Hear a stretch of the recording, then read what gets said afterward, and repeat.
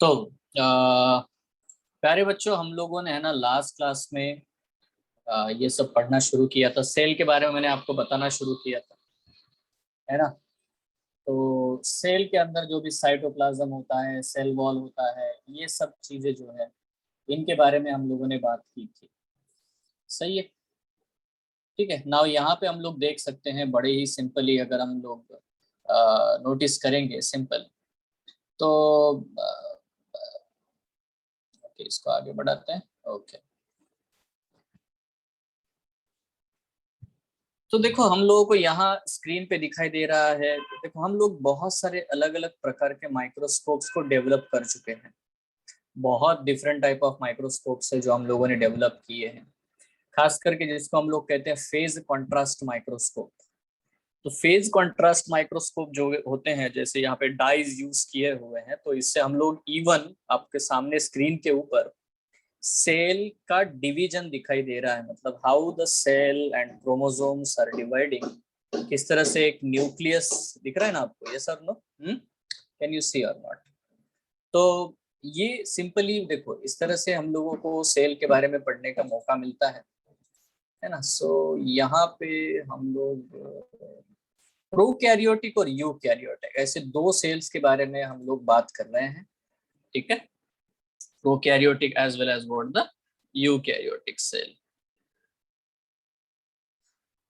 तो ये दो साइंटिस्ट है जिनके बारे में मैंने लास्ट क्लास में आपको बताया था, है ना। उसके बाद में बहुत सारे अलग अलग प्रकार के कंपाउंड से लेकर बेटा, है ना, इलेक्ट्रॉन माइक्रोस्कोप है, एसएम है ना, एसईएम है, मतलब scanning electron microscope. No need of writing down. मैंने आपको भेजा था क्या लास्ट क्लास में, नोट्स भेजे थे कि नहीं? नो सर, लास्ट वाला नहीं भेजा है। नहीं हुआ, लास्ट यस, वाला। मैंने नो शायद सर, सेंड सेंड तो किया था, नहीं किया। सो नो ठीक है, सर, मैं आज नहीं भेज किया दूंगा सर। आपको। Hmm, okay sir. ऐसा तो लगा मैंने सेंड किया था। It's okay, it's okay, I will send you today, no problem at all. तो देखो, तो बेटा यहाँ पे हम लोगों ने सेल थ्योरी के बारे में बात की थी।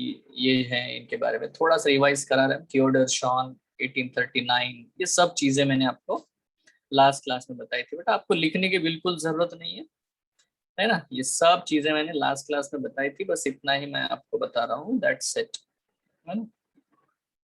Now we'll directly move toward the eukaryotic cell. See, we'll move toward the eukaryotic cell here.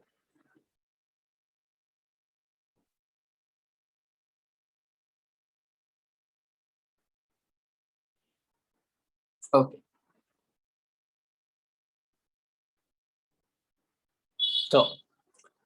तो देखो डायरेक्टली हम लोग अगर यूकैरियोटिक सेल के बारे में पढ़ते हैं, तो मैंने कहा था कि इसमें बहुत सारे मेम्ब्रेन बाउंड ऑर्गेनल्स हमें देखने को मिलते हैं। और मैंने आपको ये भी समझाया था कि सेल वॉल का कंपोजिशन क्या है। प्लाज्मा मेम्ब्रेन के बारे में हम लोगों ने बात की थी, flip flop movement and all, ये सारी चीजों के बारे में हमने लास्ट क्लास में बेटा डिस्कस किया था। तो अगर हम देखेंगे ना, तो इसमें तो देखो प्लांट और एनिमल सेल, इनके स्ट्रक्चर्स के बारे में हमने बात की थी। We have talked about this one. तो सेल मेम्ब्रेन के बारे में हमने बात की थी। इस तरह से सेल मेम्ब्रेन जो होता है, फ्लूइड मोजाइक मॉडल के बारे में हमने बात की थी, ठीक है ना। So we have talked about this also, how the structure is asymmetric, और किस तरह से प्रोटीन्स के और फॉस्फोलिपिड बाइलेयर से बेटा ये सब चीज बना होता है। ये सब हमने नोटिस किया था, ठीक है। इसमें इंटीग्रल प्रोटीन्स भी पाए जाते हैं, this types of the integral proteins के बारे में हमने बात की। और पेरिफेरल प्रोटीन्स इसमें देखने को मिलते हैं। टनल प्रोटीन्स होते हैं जिसके थ्रू जो है मॉलिक्यूल्स। मैंने आरबीसीस के बारे में आपको बताया था कि हम लोग ह्यूमन आरबीसीस के बारे में जो एनसीईआरटी मेंशन करती है, वो पॉइंट है यहाँ पे 52% प्रोटीन और 40% लिपिड जो है आपको प्लाज्मा मेम्ब्रेन में, मतलब जो सेल का आरबीसी होता है हमारा, रेड ब्लड कॉर्पसेस, इरिथ्रोसाइट्स, उनमें ये पाया जाता है। मैंने आपको ये बताया था कि देखो बाहर के साइड में हमेशा ग्लाइकोप्रोटीन्स होते हैं, ये है रिसेप्टर्स। रिसेप्टर्स मतलब एक सेल दूसरे सेल से बात करेगा, कम्युनिकेट करेगा, so that communication is always there between the cell membrane, ठीक है।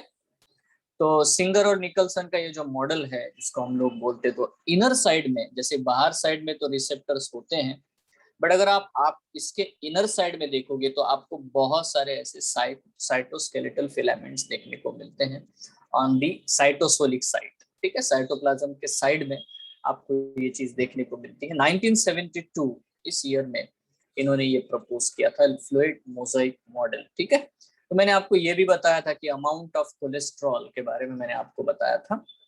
ठीक है, अब देखो हम लोग यहाँ पे प्लाज्मा मेम्ब्रेन में ट्रांसपोर्ट के बारे में अगर बात करते हैं, तो जब भी हम ट्रांसपोर्ट के बारे में बात करेंगे, the membrane is selectively permeable. देखो हमें वर्ड समझने हैं। पहला तो क्या है, मैं सेल वॉल के बारे में अगर बोलूँ ना, if I will talk about the cell wall, what I am talking, you know, cell wall is freely permeable.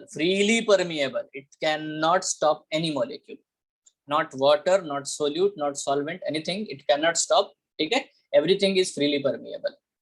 Again, if anyone asks you, give an example of the impermeable membrane, मतलब ऐसा कोई layer बताओ जो impermeable है, मतलब किसी भी चीज को, ना सोल्यूट को ना सॉल्वेंट को जाने देगा, चाहे न्यूट्रल हो चाहे चार्ज्ड हो, एनीथिंग। तो again the answer is cell wall itself, है ना। सेल वॉल इम्परमिएबल है, बट कब वो इम्परमिएबल हो जाता है? वो इम्परमिएबल तब होता है जब उसके ऊपर सबेरिन डिपॉजिट होगा, लिग्निन डिपॉजिट हो जाएगा, है ना। तब बेटा वो सेल वॉल जो है, सेलुलोज से बना हुआ है तो ठीक है, परमिएबल है, बट सेलुलोज के ऊपर अगर लिग्निन जैसा वैक्सी कोटिंग आ जाएगा, ठीक है, या सबेरिन जैसा कंपोनेंट आ जाएगा, ये सब जो है ना मैं लिख रहा हूँ, देखो सबेरिन ये अगर जमा हो जाता है, या लिग्निन, इस तरह के जो वैक्सी कंपोनेंट होते हैं, जब ये डिपॉजिट हो जाते हैं तो बेटा वही सेल वॉल कंप्लीटली इम्परमिएबल हो जाता है। So through the cell wall you can not transport anything. ठीक है, नाउ प्लाज्मा मेम्ब्रेन एक लिविंग स्ट्रक्चर है। अब इसके बारे में एक सबसे पहला तो मिसकंसेप्शन समझ लो। The first misconception is it is a semi-permeable. Now, what it means, you know, semi-permeable का मतलब क्या है? Semi-permeable का मतलब होता है anything which allows the solvent but not the solute. ठीक है, वो solvent को, मतलब खास करके जो water है उसको अलाउ करता है, बट सोल्यूट को अलाउ नहीं करता। Now, this is the term called as what the semi-permeable. This is what semi-permeable. ठीक है, देखो फ्रीली परमिएबल मतलब it allows all the solutes and all the solvents. Impermeable का मतलब है it do not allow any solute any solvent. ठीक है, वैक्सी coating बाहर फॉरेन कंपोनेंट नहीं है, वो खुद ही बनाता है। डेड सेल हो जाएगा तो खुद ही बना लेगा। ठीक है, नो नीड ऑफ कोई बाहर से नहीं आता वो। Now see, best thing is you no semi permeability ये सही नहीं है। अगर आपको लास्ट क्लास की एक बात बताओगे, मैंने आपको एक बैक्टीरिया का एग्जांपल बताया था। मैंने कहा कि उस बैक्टीरिया को अगर मैंने सिर्फ ग्लूकोज दिया तो वो ग्लूकोज मजे से एब्जॉर्ब करेगा, बराबर। बट मैंने उसी बैक्टीरिया को कल्चर मीडियम में ग्लूकोज भी दिया और लैक्टोज भी दिया, तो वो क्या करेगा? सिर्फ ग्लूकोज लेता है, लैक्टोज को अवॉइड करेगा, रिजेक्ट करता है। That means plasma membrane have the ability to differentiate between the molecules, between the solutes. So plasma membrane को हम लोग ऐसा बोल देंगे ना, it is a semi permeable, तो उसके साथ नाइंसाफी है, बहुत बड़ी नाइंसाफी है। ठीक है, हमें क्या बोलना है? It is selectively permeable और it is differentially permeable. Now this is very important. ठीक है, तो यहाँ पे जो वर्ड है बेटा selectively permeable, it's very proper and very suitable. ठीक है, selectively permeable, what it means? See, it allows the solvent, but also it regulate the solutes, है ना। It regulate the solute amount, it regulate the type of the solute. ऐसा नहीं कि सारे किसी भी सोल्यूट को वो ले लेगा, किसी भी सोल्यूट को नहीं आने देगा, ऐसा बिल्कुल भी नहीं है। Sometime even it cannot take the glucose. ठीक है, तो जब ग्लूकोज पूरा बेटा सेल में बहुत भर चुका है तो वो ग्लूकोज भी नहीं एब्जॉर्ब करेगा। So it will select the timing, it will select according to the molecule, कौन से मॉलिक्यूल को है ना एब्जॉर्ब करना है, बाहर भेजना है, ये सब कुछ वो डिफरेंशियली करता है, प्रॉपर डिफरेंशिएट कर पाता है, सिलेक्टिवली कर पाता है। इसीलिए ये लिविंग है, इसीलिए बेटा है ना ये बहुत इंपॉर्टेंट स्ट्रक्चर है किसी भी सेल के लिए। ठीक है, सो what we are talking, the membrane is selectively permeable to the some molecules present on either side of it, और किसी भी साइड में हो ना। देखो इसको थोड़ा ध्यान से समझते हैं क्योंकि यहाँ पे वो क्वेश्चन पूछते हैं, ठीक है। सेल में सबसे ज्यादा क्वेश्चन ये सेल मेम्ब्रेन पे आपको पूछेंगे और डायरेक्टली फिर न्यूक्लियस के अंदर जाके क्वेश्चन पूछते हैं।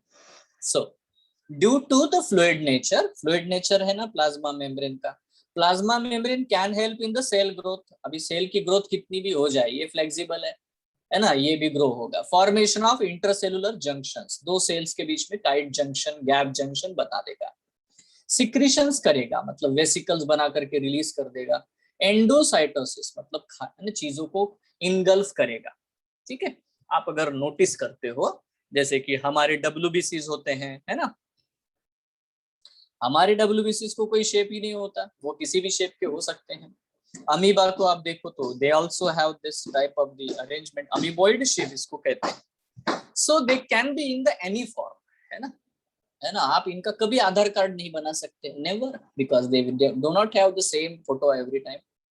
Why? Because they have the flexible plasma membrane, and this plasma membrane, इसके वजह से बेटा वो इतना फ्लेक्सिबल होते हैं कि they can form any shape, so again cell division करना है, सेल डिवीजन के वक्त फरो बनाना है, तो उस समय भी बेटा आपको ये चीज देखने को मिलती है। It's so simple, it's obviously it is a protective layer, it's a coating, yes ना। तो यहाँ पे हम लोग बात करते हैं ट्रांसपोर्ट के बारे में। अब आपको याद होगा तो पहले लेक्चर में, फर्स्ट लेक्चर जो हमारा था, उसमें हमने ये थोड़ी थोड़ी बातें बोली थी ट्रांसपोर्ट के बारे में। आज भी हम लोग बात करते हैं। क्या बेटा आपको कोई तकलीफ हो रही है साउंड की, मतलब आवाज आ रहा है बाहर से, ऐसा कुछ हो रहा है क्या? No sir. हाँ no sir. Okay okay okay. तो यहाँ पे मेरे बाजू में है ना कुछ काम चालू हो गया है, तो ड्रिलर व्हीलर लेके सब पहुंच गए हैं, ठीक है। मुझे बहुत आवाज आ रहा है तो मुझे लगा आपको आ रहा है, ठीक है। एनीवे अगर आपको दिक्कत हो तो बोलो। सो यहाँ पे देखो हम लोग बात कर रहे हैं बेटा दो चीजों के बारे में, एक है पैसिव ट्रांसपोर्ट, एक एक्टिव ट्रांसपोर्ट। बहुत आसान चीज है, बहुत ही आसान, कोई भी बहुत बड़ी बात नहीं है, ठीक है। देखो कोई भी मॉलिक्यूल हो, आयंस हो, सॉल्वेंट के पार्टिकल्स हो, anything have the tendency to move from their higher concentration to their lower, ठीक है। तो जहां पे वो ज्यादा कॉन्सेंट्रेशन में है वहां से जहां पे वो कम कॉन्सेंट्रेशन में, वहां पे वो मूवमेंट करते हैं। इसको ही हम लोग पैसिव ट्रांसपोर्ट कहते हैं, और इसमें किसी एनर्जी की बिल्कुल भी जरूरत नहीं हो। बट हम लोग को तो पता है यार, मतलब है ना, वाटर करंट के अगेंस्ट फ्लो होना बहुत मुश्किल है। वैसा ही, ठीक है, from less concentration to more concentration अगर मॉलिक्यूल को लेके जाना है तो it is not very possible thing. So we have to use the energy. So plasma membrane or the carrier molecules use the energy to carry the molecules from their less concentration to the higher concentration. Which is actually opposite to the passive transport. So they need active participation in use of the ATP. So it is called as what the active transport. It's very simple. Now, when we talk about the passive transport, movement of molecules across the membrane along the concentration gradient, that is from higher concentration to lower, इसको हम लोग बोलते हैं with the gradient. With the gradient का मतलब क्या है? Obviously you know, with the or the along the concentration gradient, है ना, from the higher concentration to lower concentration the passive transport will happen. Now think about the plasma membrane. बड़ा ध्यान से समझो, बहुत ही सिंपल सा फंडा है यहाँ पे। Think about the plasma membrane. Plasma membrane देखो ऐसी चीज है जहां से आप चार्ज्ड पार्टिकल्स को, पोलर पार्टिकल्स को बेटा पास नहीं करा सकते, you can not.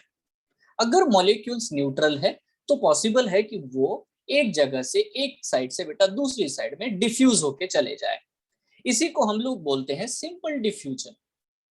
They will directly diffuse through the plasma membrane. For example oxygen, अभी ऑक्सीजन है, ऑक्सीजन बहुत बाहर ज्यादा अमाउंट में है, तो oxygen directly will pass into the cytoplasm. In same way CO2 अगर बेटा सेल के अंदर बहुत ज्यादा है तो it will directly will leave from, because these molecules are not what we can say, है ना, need any resistance from the plasma membrane. They do not have any resistance from the plasma membrane itself. but you know there are a lot of molecules which are polar in nature, which are charged, है ना, which are ionic. They cannot pass through the plasma membrane easily. ठीक है, so without the expenditure of energy वो चले जाएंगे. But इसमें क्या है, जो भी डिफ्यूजन होता है अलोंग द ग्रेडियंट, इसमें दो टाइप है. One is a simple diffusion. Now देखो, movement of the neutral solute. Now this is very important. ये चीज वो पूछते हैं, neutral solutes across the membrane.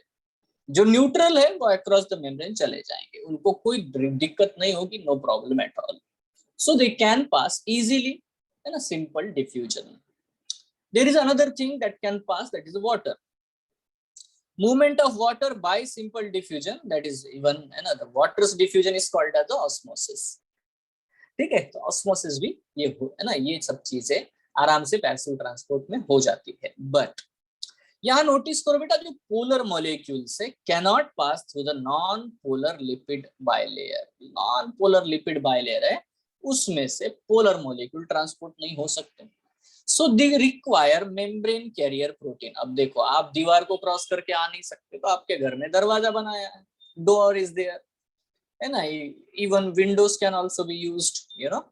सो तो ये जो है बेटा दीवार, ये तो टूटती नहीं है, ये पोलर मॉलिक्यूल के लिए, या नॉन पोलर है तो ठीक है, ये चार्ज पार्टिकल्स के लिए. तो there is one facility we have, the plasma membrane have provided a facility for the transport of the polar molecules. Tunnel जो है, प्रोटीन के जो टनल है वो बनाए गए हैं, कैरियर है. ठीक है, so they carry the molecules from one side to the another side. ठीक है, so that is a tunnel through which these molecules are transported. So we have provided a facility, so it's called as the facilitated diffusion. It's simple. There is a facility, so it's a facilitated diffusion, you know.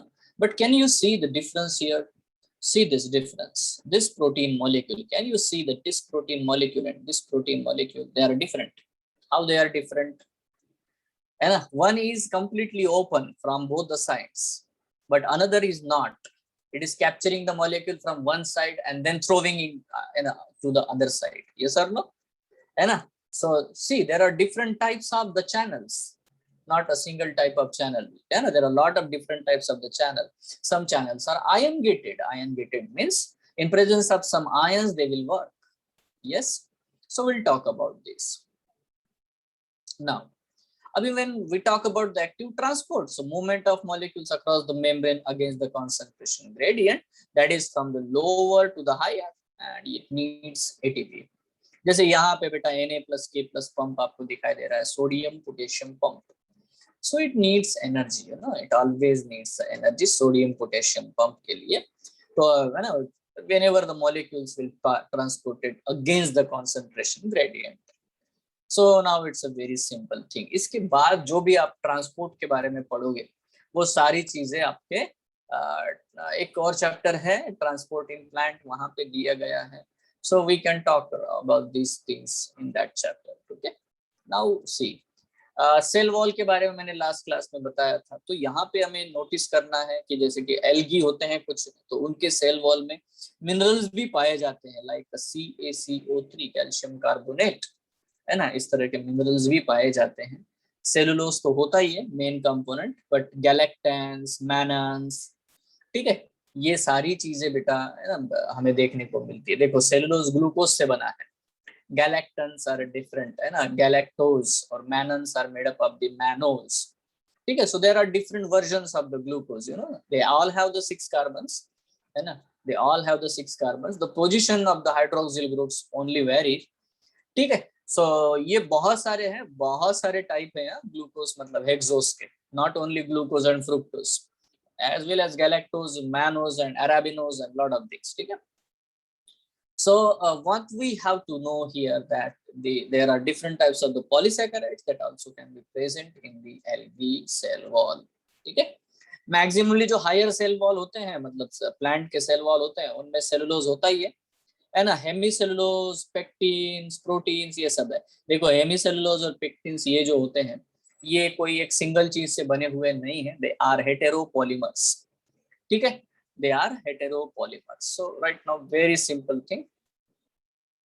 तो जैसे मैंने cell wall के बारे में आपको last class में समझाया था, ये सारी बातें हैं जहाँ पे अंदर की तरफ आप देखोगे तो सेल वॉल में बहुत सारा कंपोनेंट होता है, but we have discussed about this, about the cell wall and all, ठीक है। Now what are the functions of the cell wall, है ना। अभी फंक्शन अगर देखोगे तो it gives shape to the cell, ये प्लांट सेल में होगा बस, है ना, और डिफरेंट दूसरे भी, बट है ना, प्रोकैरियोटिक सेल में सेल वॉल डेफिनेटली होता है, फंगस के इसमें सेल वॉल होता है, ठीक है। It protect the cell from the mechanical damage and infection, it helps in cell to cell interaction. मैंने आपको लास्ट क्लास में प्लाज्मोडेस्माटा ये वर्ड आपको बताया था, plasmodesmata. So plasmodesmata is helpful, you know, it acts as a barrier to undesirable macromolecules, तो undesirable जो भी macromolecules होते हैं, है ना, उनके लिए एज ए बैरियर काम करता है ना, चीजों को, किसी भी चीज को आने नहीं देगा, जाने नहीं देगा। नाउ ओके सॉरी, यहाँ पे हम लोग बात करते हैं, we're talking about the endomembrane system, you know. So endomembrane system में कुछ ऑर्गेनल्स आते हैं, एक होता है एंडोप्लाज्मिक रेटिकुलम, दूसरा है वैक्यूल, तीसरा है गोल्गी apparatus, और चौथा है बेटा जिसको हम लोग कहते हैं लाइसोसोम, ठीक है। तो ये चार ऑर्गेनल्स हैं जिनको हम लोग एंडोमेम्ब्रेन सिस्टम कहते हैं, क्योंकि all of them are connected to each other. So we use one word here that is called as word the GERL complex, GERL complex. What is G? You know, Golgi. Then what is L? L is a lysosome. And what is ER? ER is endoplasmic reticulum. So its a full form is Golgi associated endoplasmic reticulum and lysosome. तो बीच में actually Golgi होता है और दोनों तरफ ये चीज होती है। मैं आपको सीधा फ्लो बता देता हूँ, देखो नॉर्मल फ्लो समझो। प्रोटीन्स और लिपिड एंडोप्लाज्मिक रेटिकुलम में बनाए जाते हैं, number 1 point. I will repeat again, proteins और लिपिड एंडोप्लाज्मिक रेटिकुलम में सिंथेसाइज किए जाते हैं। देन ये जो प्रोटीन्स और लिपिड्स है उनको गोल्गी एपैरेटस के पास भेज दिया जाता है, they will be transported to the Golgi apparatus.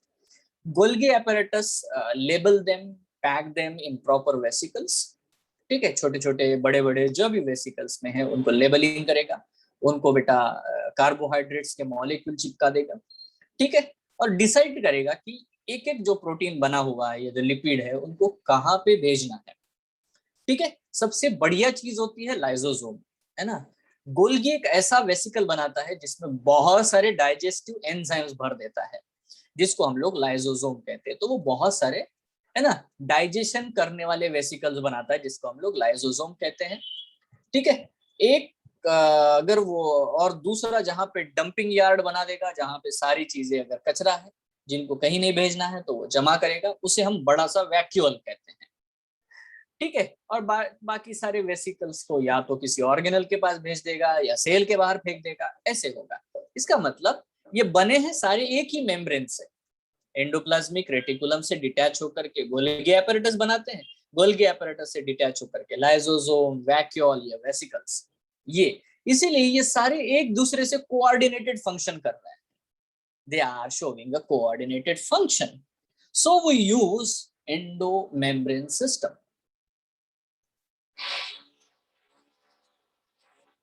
ठीक है। सो ये वाला स्टेटमेंट है, इसको अगर आप देखो, it is a group of membranous organelles having coordinated function। कौन कौन है इसमें? Endoplasmic reticulum, Golgi complex, lysosome and vacuoles. तो ये क्वेश्चन आया है, देख लेते हैं। तो सर हम करेक्ट ऑर्डर में याद रखे कि ना, इट्स अ गोल्गी एसोसिएटेड, ठीक है। ये सारा जो कंपनी खोल के रखी है, लेबलिंग करेगा, ब्रांड है, ब्रांड गोल्गी का है ना। मैन्युफैक्चरिंग यूनिट जो है वो एंडोप्लाज्मिक रेटिकुलम है, ठीक है। स्टोरेज यूनिट है, फंक्शनल यूनिट जो है, मतलब जहाँ आउटलेट्स है वो लाइसोसोम है, वेसिकल्स है, वैक्यूल्स है, दे आर द आउटलेट्स, ठीक है। सो मैनेजरियल थिंग यहाँ पे है गोल्गी। एनीवे, ऐसा कुछ भी नहीं है, ये GARL कॉम्प्लेक्स से ही जाना जाता है, ठीक है। आपको जो क्वेश्चन पॉसिबल है वो कि which of the following is not a endomembrane system organelle. Suppose मैं यहाँ पे ऑप्शन भी बना देता हूँ, ये क्वेश्चन बनाया और मैंने यहाँ पे ऑप्शन दिया endoplasmic reticulum, Golgi complex, vacuole and mitochondria, ऐसे 4 ऑप्शन दिए और पूछा कि इनमें से कौन सा एंडोमेम्ब्रेन ऑर्गेनल नहीं है। माइटोकॉन्ड्रिया। बिल्कुल सिंपल है, that is what they ask. ठीक है, उनका लेवल मैं आपको बता देता हूँ वो क्या पूछते हैं। ठीक है, so now if we think here endoplasmic reticulum, अगर हम लोग एंडोप्लाज्मिक रेटिकुलम के बारे में बात कर रहे हैं, so these are a network of the tiny tubular structures scattered in the cytoplasm। ये बहुत छोटे हैं। आप एक नोटिस करना हमेशा कि रफ एंडोप्लाज्मिक रेटिकुलम और always attached to the nuclear membrane. Nucleus के मेम्ब्रेन के साथ में रफ एंडोप्लाज्मिक रेटिकुलम हमेशा अटैच होता है, और स्मूथ एंडोप्लाज्मिक रेटिकुलम थोड़े से दूर होते हैं, वो फैले होते हैं, they can be anywhere in the cell, but rough endoplasmic reticulums are very close to the outer membrane of the nucleus। the nucleus have a two membranes। ठीक है, तो जो आउटर मेम्ब्रेन है न्यूक्लियस का, बिल्कुल बेटा वहां पे आपको ये चीज देखने को मिल सकती है। So these are a network of tiny tubular structures scattered in the cytoplasm।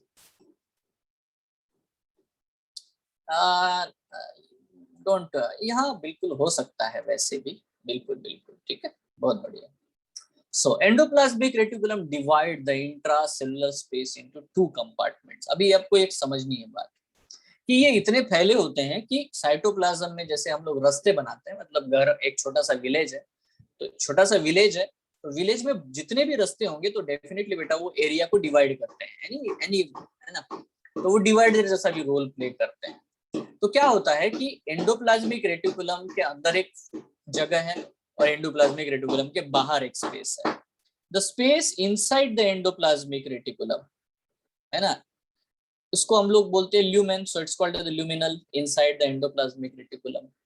But outside the endoplasmic reticulum जो कि साइटोप्लाज्मिक कंटेंट है, उसको हम लोग बोलते हैं एक्स्ट्रा ल्यूमिनल या cytoplasm. That's it, simple thing, ज्यादा कुछ मुश्किल है नहीं। देखो अब इसके दो टाइप है, आप जानते हो। Let's talk about this one, endoplasmic reticulum, है ना। अब रफ एंडोप्लाज्मिक रेटिकुलम जैसे कि bear ribosomes on their surface, you all know, maybe most of people you know. Can you see the sky blue colour reticulum, sky blue colour reticulum in this diagram? Yes sir. है ना, तो आपको कैसे दिखाई दे रहा है बेटा? ये देखो, ये न्यूक्लियस है, दिखाई दे रहा है ना, न्यूक्लियस है, ये आउटर न्यूक्लियर एनवेलप है, और उसी न्यूक्लियर एनवेलप से बेटा ये इमर्ज हो रहा है rough endoplasmic reticulum, if you can सी। बहुत समय लगता है ये सब डायग्राम्स ढूंढने लगाने में यहाँ पे, ठीक है। तो ये है, यहाँ पे आप देख सकते हो, this is what the thing, but can you see the distance of the smooth endoplasmic reticulum where it is, you know, so they are very far away from that, है ना, रफ एंडोप्लाज्मिक रेटिकुलम और nuclear zone. But आपको functions पूछेंगे, तो functions के बारे में बड़ा ध्यान से याद रखो यार। फंक्शन क्या है? They are extensive and continuous with the outer membrane of nucleus, ये लिखा है हमारी एनसीईआरटी में, ठीक है। But RER is frequently observed in the cells actively involved in the protein synthesis. Obviously जो सेल एंजाइम्स बना रहा है, जो सेल बहुत सारे प्रोटीन्स बना रहा है, जो सेल है ना बहुत सारे एंजाइम का सिक्रीशंस कर रहा है, डेफिनेटली बेटा उसमें रफ एंडोप्लाज्मिक रेटिकुलम का जो अमाउंट है वो बहुत ज्यादा होगा। So any actively protein synthesizing cell have an ample amount of the rough endoplasmic reticulum. Then second is the smooth endoplasmic reticulum. Ribosomes इसमें अब्सेंट होते हैं, इनके ऊपर बिल्कुल राइबोसोम्स नहीं होते, इसलिए इनको हम लोग स्मूथ एंडोप्लाज्मिक रेटिकुलम कहते हैं। It is the major site for the synthesis of the lipid. अब यहाँ पे प्रोटीन नहीं बनता, यहाँ लिपिड बनाया जाता है। अब देखो यहाँ क्या कह रहा है, in animal cells lipid like steroidal hormones are synthesized in ACR. This steroidal hormone even हम लोग जानते हैं, सेक्स हार्मोन्स के बारे में आपने सुना होगा, है ना, testosterone, oestrogen, progesterone, sterone, steroidal hormones, ये सर ना इनका केमिकल नेचर क्या है, स्टेरॉइडल हार्मोन्स है, बराबर है। अब देखो जी, अभी केवीपीवाई वाले थोड़े होशियार होते हैं, उन्होंने आपसे ये पूछ लिया, सो as compared to any salivary gland cell, salivary gland में है ना, गोनैड, गोनैड मतलब जहां पे जर्म मतलब स्पर्म बनेगा या एक सेल बनेगा, gonad cell have more amount of smooth endoplasmic reticulum. अब ये करेक्ट है कि रॉन्ग है? करेक्ट है कि रॉन्ग है? ये करेक्ट है। कैसे करेक्ट है? बिल्कुल। तो आपको ये नॉर्मल समझ में आना चाहिए। नाउ मैंने बिल्कुल वो पॉइंट पे आपको पहुंचाया है जहां पे वो आपको पहुंचाना चाहते हैं। देखो नंबर 1, अभी जो सलाइवरी ग्लैंड क्यों बोला? सलाइवरी ग्लैंड मतलब यार उसको डाइजेशन करना है। अब डाइजेशन करेगा मतलब अमाइलेज है ना, एंजाइम है, वो बनाएगा। अभी अमाइलेज प्रोटीन है, मतलब वो प्रोटीन को बहुत तेजी से बनाना चाहता है क्योंकि उसको डाइजेशन कराना है। तो बेटा वहां के जो सेल्स है, सलाइवरी ग्लैंड के सेल है, ऑब्वियसली उसमें रफ एंडोप्लाज्मिक रेटिकुलम का अमाउंट ज्यादा होगा as compare to smooth endoplasmic reticulum. Correct है? Yes. है ना? बट गोनेड में क्योंकि उसको बेटा क्या करना है, उससे स्टेरॉइडल हार्मोन बनाने, तो वहां पे अगर वो स्टेरॉइडल हार्मोन्स बना रहा है तो ऑब्वियसली बेटा उसमें स्मूथ एंडोप्लाज्मिक रेटिकुलम का चांस ज्यादा होगा। Now I will explain one thing, देखो ये जो स्मूथ एंडोप्लाज्मिक रेटिकुलम है ना, इनका एक और भी फंक्शन होता है, एक बहुत ही इंपॉर्टेंट है। वैसे बहुत सारे हैं functions, but I am not going into that much detail here. But एक चीज मैं बताता हूँ कि जो स्मूथ एंडो, इसके बारे में याद रखना, मे बी पॉसिबल क्वेश्चन आ जाए। तो ये smooth endoplasmic reticulum are always related to the detoxification. Can you tell me a body organ in your body which is responsible for the detoxification? Liver. बहुत बढ़िया। तो देखो मतलब आपको अगर नॉर्मल, अभी देखो आपको अभी कोऑर्डिनेट करना है, सिंपल कोऑर्डिनेशन है ना। which of the following organ cells can have more amount of the SER and then RER? Liver. बाकी मतलब बाकी ऑर्गेनल्स के तो लीवर के सेल है ना। Now understand this. हमें ना ये एक ओलंपियाड का क्वेश्चन है कि एक पर्सन है, उसकी डेथ हो गई है, मिस्टीरियस डेथ हुई है, पता नहीं कैसे हुई। तो पोस्टमार्टम किया गया, ठीक है, और पोस्टमार्टम में ये पता चला कि उसकी डेथ पॉइजन से हुई है, टॉक्सिक सब्सटेंस से हुई है। So how you conclude it? तो उसमें एक ऑप्शन दिया था, पता है ऑप्शन क्या है? बहुत सिंपल है कि उसके डेड बॉडी से जो लीवर निकाला गया, लीवर के सेल्स में एसीआर का अमाउंट बहुत ज्यादा बढ़ गया था, है ना। एज यूजुअल जितना नॉर्मल होना चाहिए उससे ज्यादा एम्पल अमाउंट में बेटा स्मूथ एंडोप्लाज्मिक रेटिकुलम प्रेजेंट है। तो ये पॉइंट इंडिकेट करता है कि उसको टॉक्सिक, है ना, टॉक्सिसिटी हुई है। Are you getting this point? Yes everyone? Yes. सबको समझ में आया? बहुत सिंपल मुद्दा है। डिटॉक्सिफिकेशन का मतलब है कोई भी, हम लोग इवन एलर्जिक सब्सटेंसेस हमारे बॉडी में चली जाती है, इवन फूड पॉइजनिंग हो जाता है, तो any substance which can damage our cells, which can kill our cells, ठीक है। तो कोई भी सब्सटेंस हो अगर हमारे सेल्स को डैमेज कर सकता है, किल कर सकता है, या हमें किल कर सकता है, ठीक है, तो ऐसे सब्सटेंस को हम लोग टॉक्सिक सब्सटेंस कहेंगे। बिल्कुल सिंपल है ना।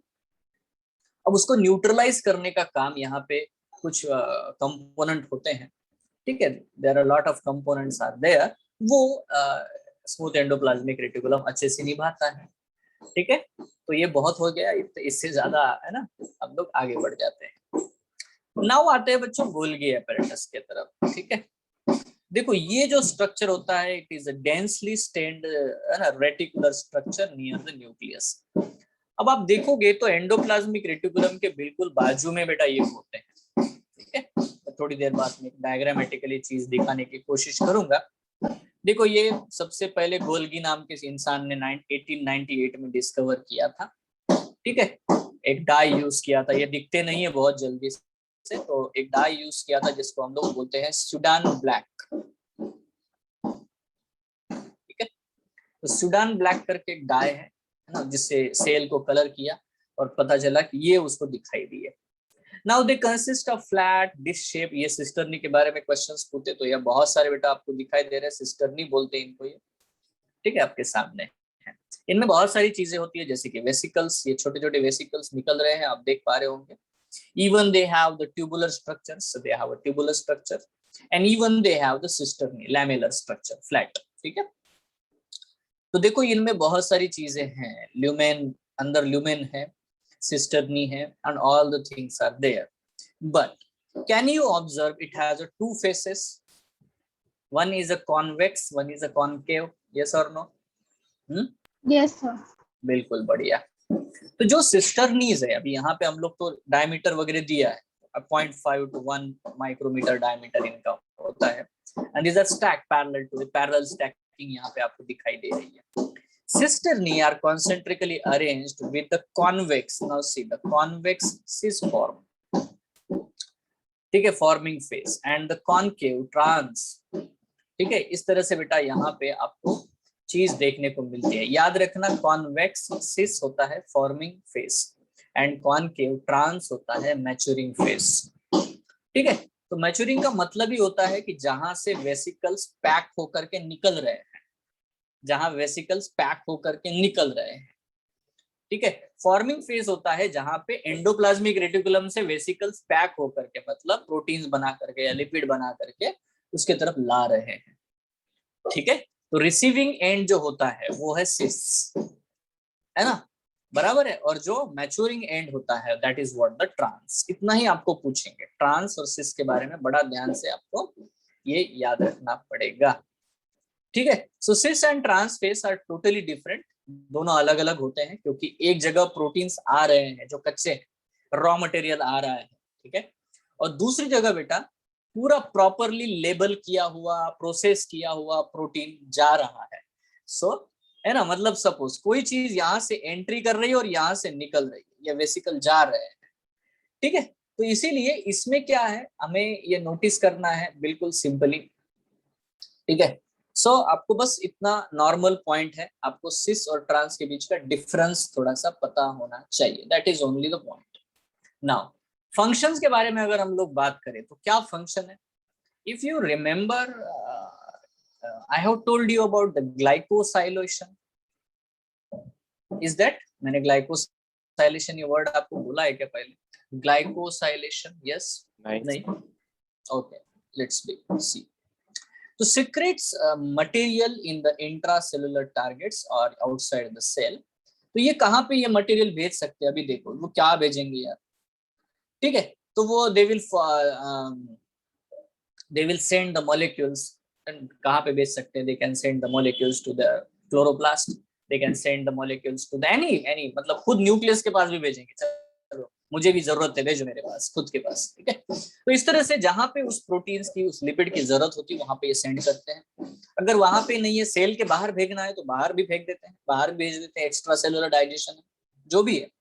So materials to be packaged as a vesicles from the endoplasmic reticulum fuse with the cis phase and move toward the trans phase। यहाँ से आ रहा है ये vesicles, incoming vesicle है, ये incoming vesicle है। This incoming vesicle यहाँ जमा होते हैं और ये बड़ा बड़ा होते चला जाता है, और ये आउटगोइंग वेसिकल्स है, these are the outgoing vesicle, they are taking away the processed protein or processed labeled lipid। now processing होता है मतलब क्या होता है ये भी पूछेंगे। so protein synthesized by the ribosome on the endoplasmic reticulum are modified in the cisternae of the Golgi apparatus before they are released from the trans phase। now what happens there, formation of the glycoproteins, that means addition of the carbohydrates to the protein, or the glycolipids, ठीक है।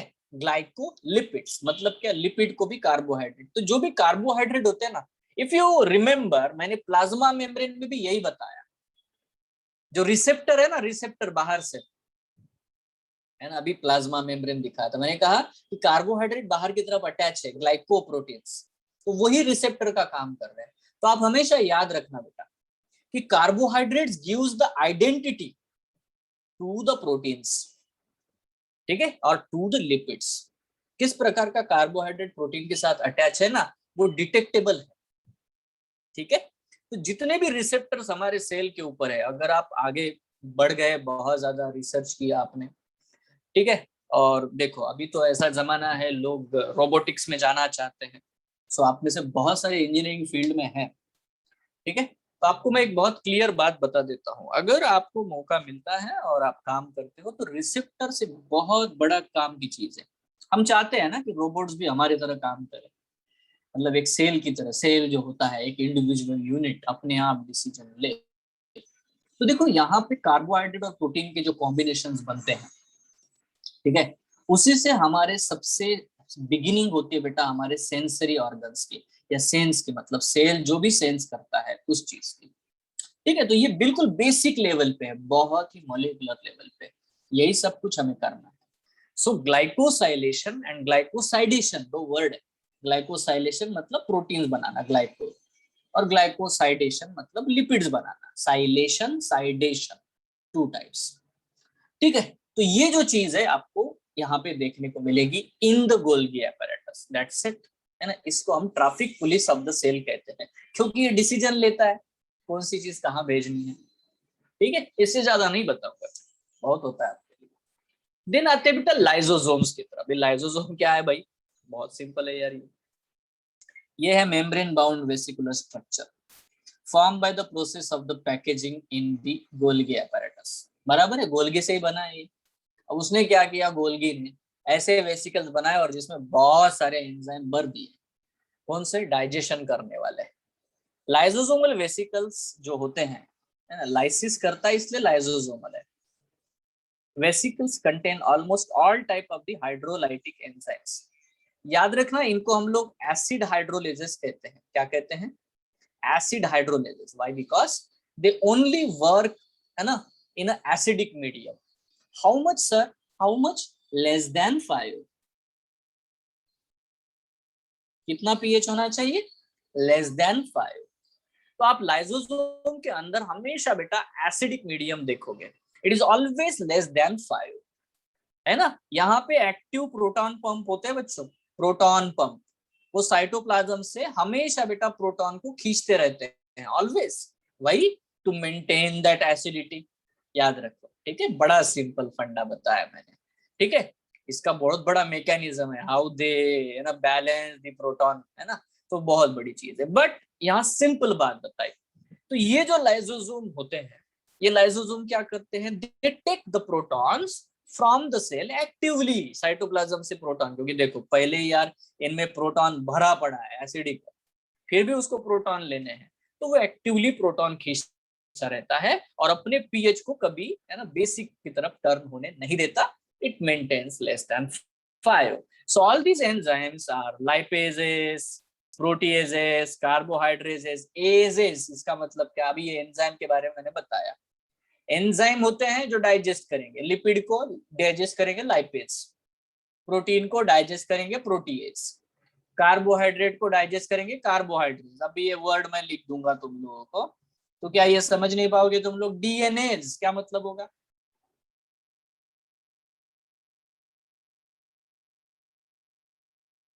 Yes, H plus, हम लोग proton ही बोलेंगे ना उसको, ठीक है, H plus, ठीक है। सो यहाँ पे देखो हम लोगों को नॉर्मल बात करनी है, क्या कह रहा हूं मैं, है ना, डीएनएज, मैंने ये वर्ड बोला तो एंजाइम है ना यार। आरएनएज, ये क्या करेगा बताओ, कौन बता सकता है। RNase it will digest the RNA, that is the simple thing. So they are active at the acidic pH. ठीक है, देखो अब मैंने बायोमोलेक्यूल बताया ताकि मैं ये चीज पे आपको लाऊं। अब ये चीज अभी बता रहा हूँ क्योंकि मैं आपको जेनेटिक्स सही ढंग से बता पाऊं, या उसके अंदर की डिटेल मॉलिक्यूलर बायोलॉजी। नाउ देखो they are active and at the acidic pH, कितना है मैंने बता दिया यहाँ पे। दे डाइजेस्ट एवरीथिंग यार, जो भी है वो सब डाइजेस्ट कर देंगे, न्यूक्लिक एसिड्स को डाइजेस्ट करेंगे, न्यूक्लियेजेस, है ना। So all these different types of the enzymes are there in the lysosome. Now talk about the endomembrane system. देखो लाइसोसोम के फंक्शन क्या है भाई, ये थोड़ा सा पूछते हैं कभी कभी, थोड़ा ध्यान से, if you can write down. देखो लाइसोसोम के बारे में अगर मैं बात करूं तो एक सिंपल मैं पॉइंट बता देता हूं। इट कैन डाइजेस्ट, मतलब intra cellular digestion, extra cellular digestion, दोनों प्रकार के डाइजेशन ये कर सकते हैं, both the types of digestion. मैं आपको एक बात बता देता हूं कि आप जो भी यहाँ बच्चे बैठे हो, आपका जब डेवलपमेंट हुआ इन द यूटेरस, है ना, वॉर्म ऑफ मदर, तो जब आपका डेवलपमेंट हुआ था तब आपके पास में टेल थी। ठीक है, यू, एवरीवन, इवन आई, सब लोग, हम ह्यूमन बींग्स, हमें टेल होती है। इवन हमारे जो टोज होते हैं और फिंगर्स होते हैं, दे आर वेबेड। वेबेड का मतलब होता है बीच में ऐसा एक पतला सा मेम्ब्रेन होता है जो सारे फिंगर्स को एक दूसरे के साथ जोड़ के रखता है, ठीक है। Now what happened, how this tail is gone, what happened, how this fingers are separated from each other, और द बेस्ट क्वेश्चन इज हमारे बॉडी का शेप कौन डिजाइन करता है भाई, है ना। तो यहाँ के सेल हटा दो, वहां के सेल हटा दो, टेल पूरी तरह से गायब कर दो, गिल्स है गिल्स हट, ये कौन करेगा। Now the answer for this question is lysosome. कौन करता है ये, लाइसोसोम करता है, ठीक है। वाई, बिकॉज लाइसोसोम्स को हम लोग सुसाइड बैग कहते हैं, है ना। अगर आप लाइसोसोम के बारे में पढ़ोगे, है ना, तो उसमें अभी मैं पूरा एक साथ सारी चीजें दिखाने की कोशिश करूंगा, सारी बातें बताऊंगा, बट एक चीज मैं बिल्कुल सिंपली बात बताता हूँ कि किसी भी ऑर्गेनिज्म के डेवलपमेंट में अगर लाइसोसोम को निकाल दो ना, खास करके एनिमल्स के केस में, तो यार जो स्ट्रक्चर्स हमारी होती है ना वो होगी नहीं। That is the simple thing I will tell you, ठीक है, ये बहुत इंपॉर्टेंट है। नाउ वैक्यूल क्या है भाई, these are the membrane bound spaces found in the cytoplasm. It contains water, sap, sap मतलब होता है ना, मिनरल्स, सॉल्ट इन वाटर, ठीक है, that is what the SAP, है ना। देन आता है एक्सक्रीटरी प्रोडक्ट। देखो अब एक बहुत इंपॉर्टेंट क्वेश्चन है, प्लांट्स के बारे में आप सोचो कि प्लांट्स कभी बेटा एक्सक्रीशन तो करते नहीं है, एक्सक्रीशन कभी नहीं करते, मतलब उनके अंदर जो नाइट्रोजनस वेस्ट मटेरियल बनता है, एनिमल्स तो बेटा एक्सक्रीशन करते हैं, ठीक है। तो यूरिया बनाएंगे, यूरिक एसिड बनाएंगे, अमोनिया, है ना, उसको रिलीज करेंगे, ये एनिमल करते, but why, how the plant do that. तो प्लांट्स के केस में हमें याद रखना है कि वो सब कुछ जो है अपने वैक्यूल में जमा कर लेते हैं, एवरीथिंग, खास करके लीव्स के वैक्यूल में वो जमा करते हैं, खास करके लीव्स के वैक्यूल में। और जैसे क्योंकि देखो प्लांट्स में आप देखो तो बहुत सारे सीजनल फॉल होता है ना, तो डेसिडियस फॉरेस्ट वगैरह आप जाते हो तो यहाँ पे देखो सारे पत्ते झड़ते हैं, तो जैसे जैसे उसकी एज होती चली जाती है वो लीफ में बहुत ज्यादा टॉक्सिक एक्सक्रीटरी प्रोडक्ट जमा हो चुका है, अब उसका मर जाना ही ठीक है, ठीक है। मतलब वो उसका सेनेसेंस होता है, वो गिर जाते हैं और उसके साथ बेटा फिर एक्सक्रीटरी मटेरियल जो भी है, नाइट्रोजनस वेस्ट मटेरियल, वो रिमूव किया जाता है, ठीक है। तो ये एक चीज है। एवरग्रीन ट्री का आपका मतलब बहुत सिंपल है, देखो मैं अगर देखूं किसी भी इंसान को, है ना, उसके सर पे तो हमेशा ही बाल होते हैं, बट उसके बाल झड़ते हैं कि नहीं है, तो that is what the point. Evergreen tree का मतलब ही होता है कि उसके पत्ते झड़ते जरूर है, बट सारे एक साथ नहीं झड़ते, वो टकले नहीं हो जाते, ये सिंपल है ना। सो एवरग्रीन का मतलब उसके पत्ते इंडिविजुअली अपना अपना डिसाइड करते हैं, मैं आज गिर जाऊंगा तू कल गिर, इस तरह से, है ना। अभी जो डेसिडियोस होते हैं वो कंबाइंड, आ गया सीजन अपना, ठीक है, तो ऐसे करके सब लोग डिश के आओ नीचे। सो ये चीज होती है, ये फर्क है, ठीक है। बट हर एक चीज जो पैदा हुई है उसको मरना है भाई, ये क्लियर समझो, ठीक है, हर एक का वक्त आता है, everyone have the time. So it contains water, sap, excretory product and other materials not useful for the cell. Cell के लिए जो यूजफुल नहीं वो भी सब जमा कर लेते हैं, पक्का, ठीक है। अब मान लेते हैं जैसे मैंने आपको लास्ट क्लास में बताया था, निकोटीन या कैफीन, ये सब पदार्थ है।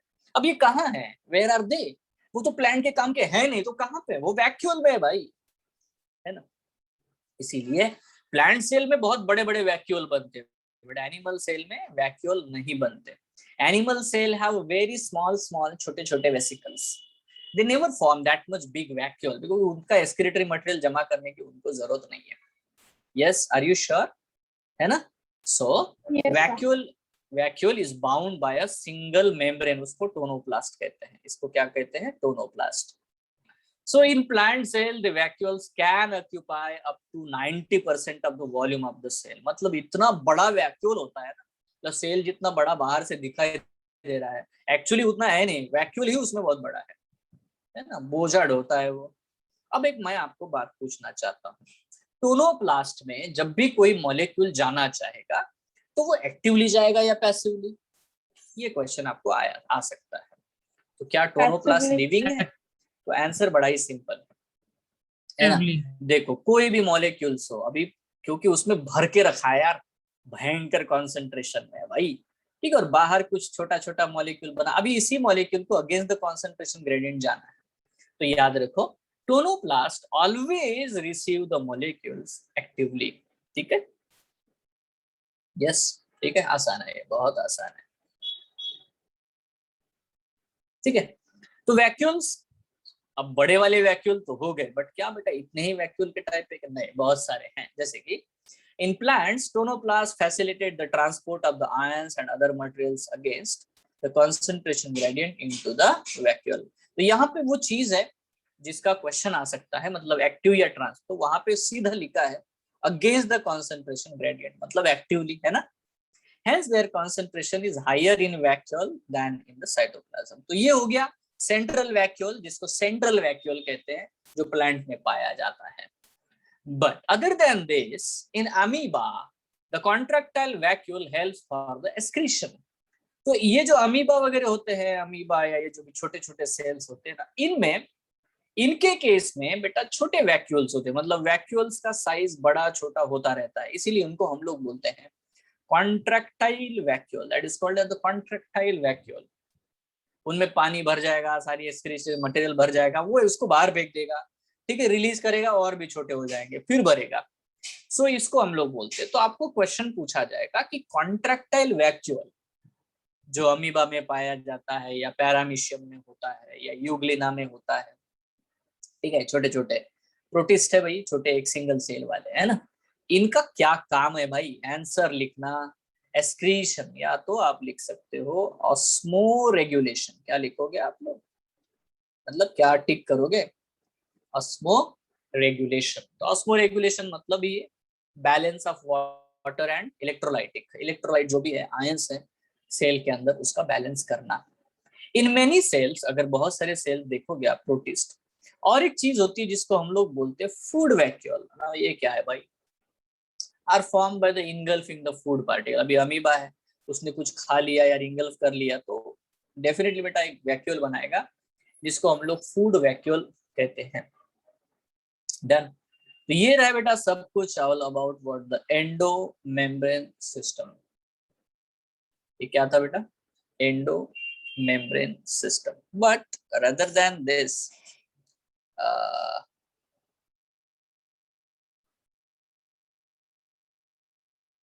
यहाँ पे आते हैं,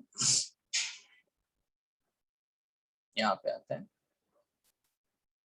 फूड वैक्यूल का क्या फंक्शन है? वही फंक्शन है जो अभी मैं बताने वाला हूँ, ठीक है। नाउ सी, ये है बेटा, यहाँ थोड़ा डायग्राम को बड़ा ध्यान से देखा, ये है एंडोप्लाज्मिक रेटिकुलम, है ना। ये है यहाँ पे, ओहो कलर किधर गया भाई, फटाफट आओ ना यार, ऐसे मत करो। देखो ये है बच्चों, this is called as something that is, है ना, जो हम लोग पढ़ते हैं। ये है, मैं हाफ बना रहा हूँ सेल का, है ना। तो ये है inner membrane of the nucleus, और ये है बेटा outer membrane of nucleus. This is the outer membrane of nucleus, ठीक है। तो ये मैंने बना दिया outer membrane of nucleus. Obviously इसके अंदर जो भी है, क्रोमेटिन है, व्हाटएवर सब चीज प्रेजेंट है, ठीक है। ये न्यूक्लियर पोर है यार, न्यूक्लियर पोर है, ठीक है। नाउ इसके बिल्कुल अटैच यहाँ पे आपको बहुत सारे बेटा ऐसे लैमिना दिखाई देंगे, लैमिलर स्ट्रक्चर दिखाई देंगे, है ना, इस तरह से आपको, ठीक है। ये इस तरह से स्ट्रक्चर दिखाई देते हैं,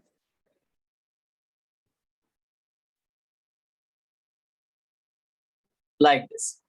तो ये है बेटा रफ एंडोप्लाज्मिक रेटिकुलम, और कहां से आया है ये देख सकते हो आप लोग। It is actually coming from the outer membrane of the nucleus. तो यहाँ पे भी आउटर मेम्ब्रेन पर भी बेटा न्यूक्लियस के कुछ कुछ राइबोसोम्स अटैच होते हैं। देन यहाँ पे बहुत सारी जगह पे, है ना, राइबोसोम्स अटैच होते हैं। नाउ रिमेंबर कि जो भी एंडोप्लाज्मिक रेटिकुलम है वो 3 डिफरेंट स्ट्रक्चर्स में आपको देखने को मिलते हैं। एक तो सिस्टर्नी है, सिस्टर्नी मतलब ये लैमेलर स्ट्रक्चर है, एक के ऊपर एक लेयर जमा हो गई, इसको सिस्टर्नी कहते हैं, ठीक है। अब देखो यार, ये जो अगर प्रोटीन कुछ बना लेते हैं तो ये डिटैच होंगे यहाँ से, यहाँ पे प्रोटीन भर दिया, ये वेसिकल्स इससे निकल रहे हैं, आप देख सकते हो, है ना। बडिंग होती है, यहाँ से वेसिकल्स निकल रहे छोटे छोटे, ये वेसिकल्स निकल रहे हैं। इसी के बाजू में आप देखोगे यहाँ पे आपको बहुत सारे ऐसे इरेगुलर ट्यूब जैसे स्ट्रक्चर देखने को मिलेंगे, ठीक है। दिस आर एक्चुअली, ये जो ट्यूबुलर स्ट्रक्चर्स आपको देखने को मिल रहे हैं ये स्मूथ एंडोप्लाज्मिक रेटिकुलम है। इनसे भी डिटैच होकर के बेटा वेसिकल्स निकलते हैं, ऑल इनसे वेसिकल्स निकल रहे हैं। ऑब्वियसली ये जो वेसिकल्स है इनके अंदर प्रोटीन्स भरे पड़े हैं, है ना। अब ये सारे वेसिकल्स यहाँ आते हैं like this, they are coming here, ठीक है। और ये इस तरह से वेसिकल्स आकर के यहाँ पे आकर के चिपक जाएंगे, ठीक है। और they will start forming something that is endoplasmic reticulum, है ना, साथ साथ मिल करके it will form the structures like this. ये बेटा गोल्गी बॉडी, इसको गोल्गी बॉडी बोलते हैं क्योंकि यहाँ से आ रहे हैं मॉलिक्यूल्स और यहाँ पे बना रहे हैं इसको, ठीक है। और इससे डिटैच होकर के निकल रहे हैं यार मॉलिक्यूल, तो इधर से आता है वो सिस फेस है, इधर आएगा वो ट्रांस फेस है, ठीक है। सो इस तरह से मॉलिक्यूल्स को, मतलब जो वेसिकल्स है वो लेके चले जाते हैं। सम ऑफ देम, इसमें से कुछ डिटैच होकर के बड़े से मॉलिक्यूल्स पर ये इस तरह से बनते हैं। ये है बच्चों लाइसोसोम, ये है lysosome.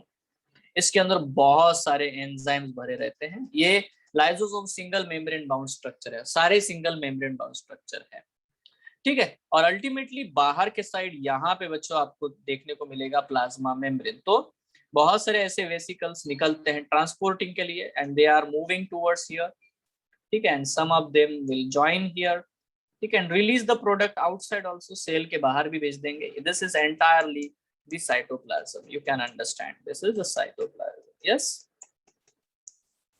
So you can understand this is the plasma membrane, this is the nuclear membrane, and this is endoplasmic reticulum, Golgi apparatus. See, plants अगर नहीं है, अगर एनिमल सेल है, तो इन केस ऑफ एनिमल सेल्स आप समझ सकते हो कि जो भी वैक्यूल्स है, ये छोटे छोटे वैक्यूल्स आपको देखने को मिलेंगे।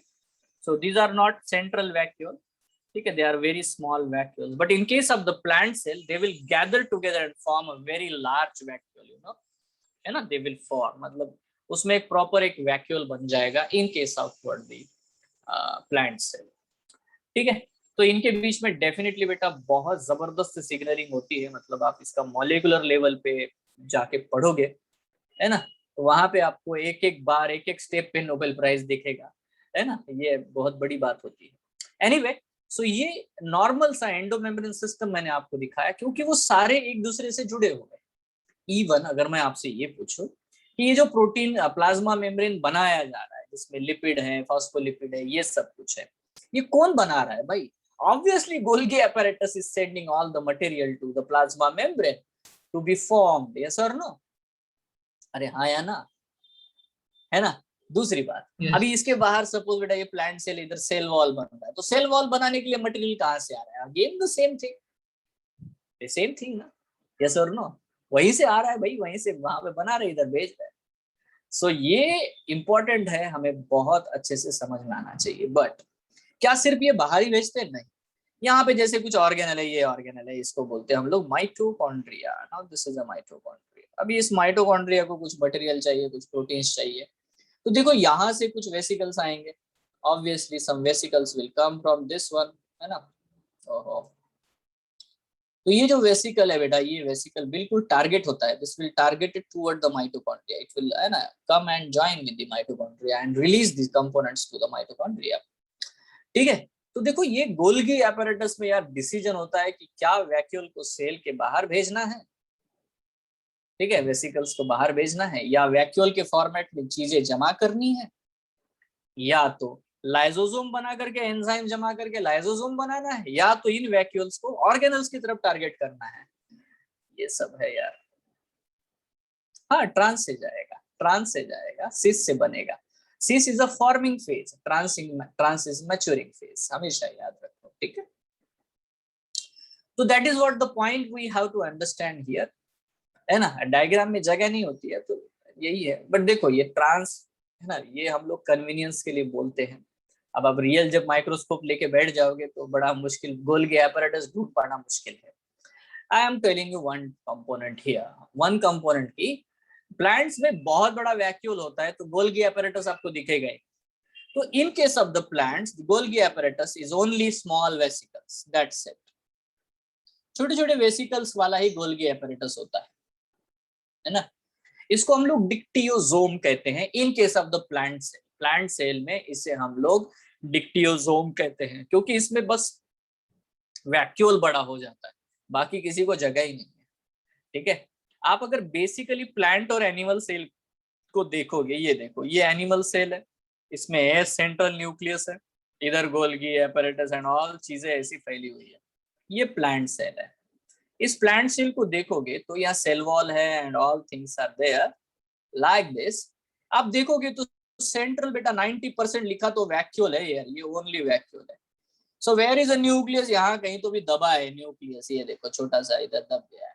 तो बाकी साइटोप्लाज्म के कंटेंट है, क्लोरोप्लास्ट ज्यादा से ज्यादा होता है। ठीक है, इसीलिए वैक्यूल इतना बड़ा हो जाता है, ठीक है, कि वैक्यूल जो है वही खुद हंसता रहता है, बाकी सब दब जाते हैं। बिल्कुल, this is very crucially you have to understand the difference of the position of the nucleus in the cell. Animal cell and plant cell is different. Nucleus is at the center in the animal cell, but nucleus is always at the periphery in the plant cell. Why? Because it has a large central vacuole. Easy? Easy है, समझ रहे हो? Yes? है ना? Now another point, यहाँ पे हम बात करते हैं एक सिंपल पॉइंट के बारे में। सेम डायग्राम बनाऊंगा, बड़ा ध्यान से देखो। देखो ये न्यूक्लियस है, यहाँ पे ये न्यूक्लियस है, ठीक है, मेम्ब्रेन वगैरह बना दिया, वॉट एवर में भी। अब यहाँ पे हमें नोटिस करना है कि ये जो चीज है ना बेटा, ये है प्लाज्मा मेम्ब्रेन। ठीक है, now this is a plasma membrane. अभी क्या होगा, एक कोई भी फूड पार्टिकल है, बहुत ध्यान से सुनना, कोई भी फूड पार्टिकल है, ये फूड है, ठीक है, इसको ये, क्योंकि प्लाज्मा मेम्ब्रेन फ्लेक्सिबल होता है, तो क्या करता है, फूड पार्टिकल्स को वो इस तरह से जमा कर लेता है, अपने अंदर इनगल्फ कर लेता है। इनगल्फ करेगा मतलब यहाँ पे मैं आपको दिखा दूं, यहाँ पे देखो, एक फूड पार्टिकल को इसने इनगल्फ कर लिया और प्लाज्मा मेम्ब्रेन अटैच हो गया, यहाँ पे बाद में अटैच होने वाला है। तो आपको दिखाई दे रहा है कि यार फूड को उसने अंदर ले लिया, इसको बोलते हैं इनगल्फ करना है ना। इसको बोलते हैं phagocytosis. It's called as the word phagocytosis. ठीक है, मतलब अल्टीमेटली कुछ देर बाद में ये जो फूड पार्टिकल है वो सेल के अंदर दिखाई देगा आपको, इनसाइड द सेल। तो this is called as the phagosome.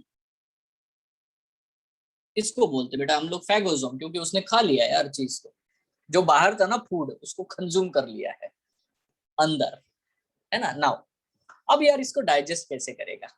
Obviously Golgi apparatus यहाँ पे बना रहा है बहुत सारे बेटा वैक्यूल, और वो वैक्यूल है लाइसोसोम। ये है लाइसोसोम, इसको हम लोग बोलते बेटा प्राइमरी लाइसोसोम। नाउ देखो, प्राइमरी लाइसोसोम और ये देखो, ये दोनों जो है बेटा, ये एक दूसरे की तरफ अप्रोच होते हैं ऑब्वियसली, ठीक है, और ये दोनों एक दूसरे से मिल जाते हैं, ठीक है। And what ever may be the content into the food vacuole, इसको हम लोग फूड वैक्यूल कहते हैं। फैगोसोम को हम लोग फूड वैक्यूल कहते हैं, क्योंकि फूड उसने जमा कर लिया है। तो ये जो फैगोसोम है और लाइसोसोम है, इन दोनों एक दूसरे से मिल गए, तो यहाँ पे अब बहुत सारे एंजाइम है, और बेटा वो आपका फूड पार्टिकल भी, तो यहाँ पे उसका डाइजेशन शुरू हो जाता है। इसको हम लोग बोलते हैं सेकेंडरी लाइसोसोम, इसको हम लोग कहते हैं सेकेंडरी लाइसोसोम, ठीक है। बट क्योंकि ये बाहर के, देखो आपको मैं एक वर्ड बताता हूँ, कोई भी सेल, कोई भी ऑर्गेनिज्म जब खुद का खाना खुद नहीं बनाता, उसे हम हेटेरोट्रॉफ कहते हैं। इसे हम लोग क्या कहते हैं? हेटेरोट्रॉफ कहते हैं, ठीक है। इसीलिए ये जो है ना सेकेंडरी लाइसोसोम, इसी को हम लोग हेटेरोफैगोसोम कहेंगे। सेकेंडरी लाइसोसोम सिंपल है, प्राइमरी लाइसोसोम और फूड वैक्यूल फ्यूज हो गए एक दूसरे से, तो उस फ्यूज जो स्ट्रक्चर बनता है उसे हम सेकेंडरी लाइसोसोम कहते हैं।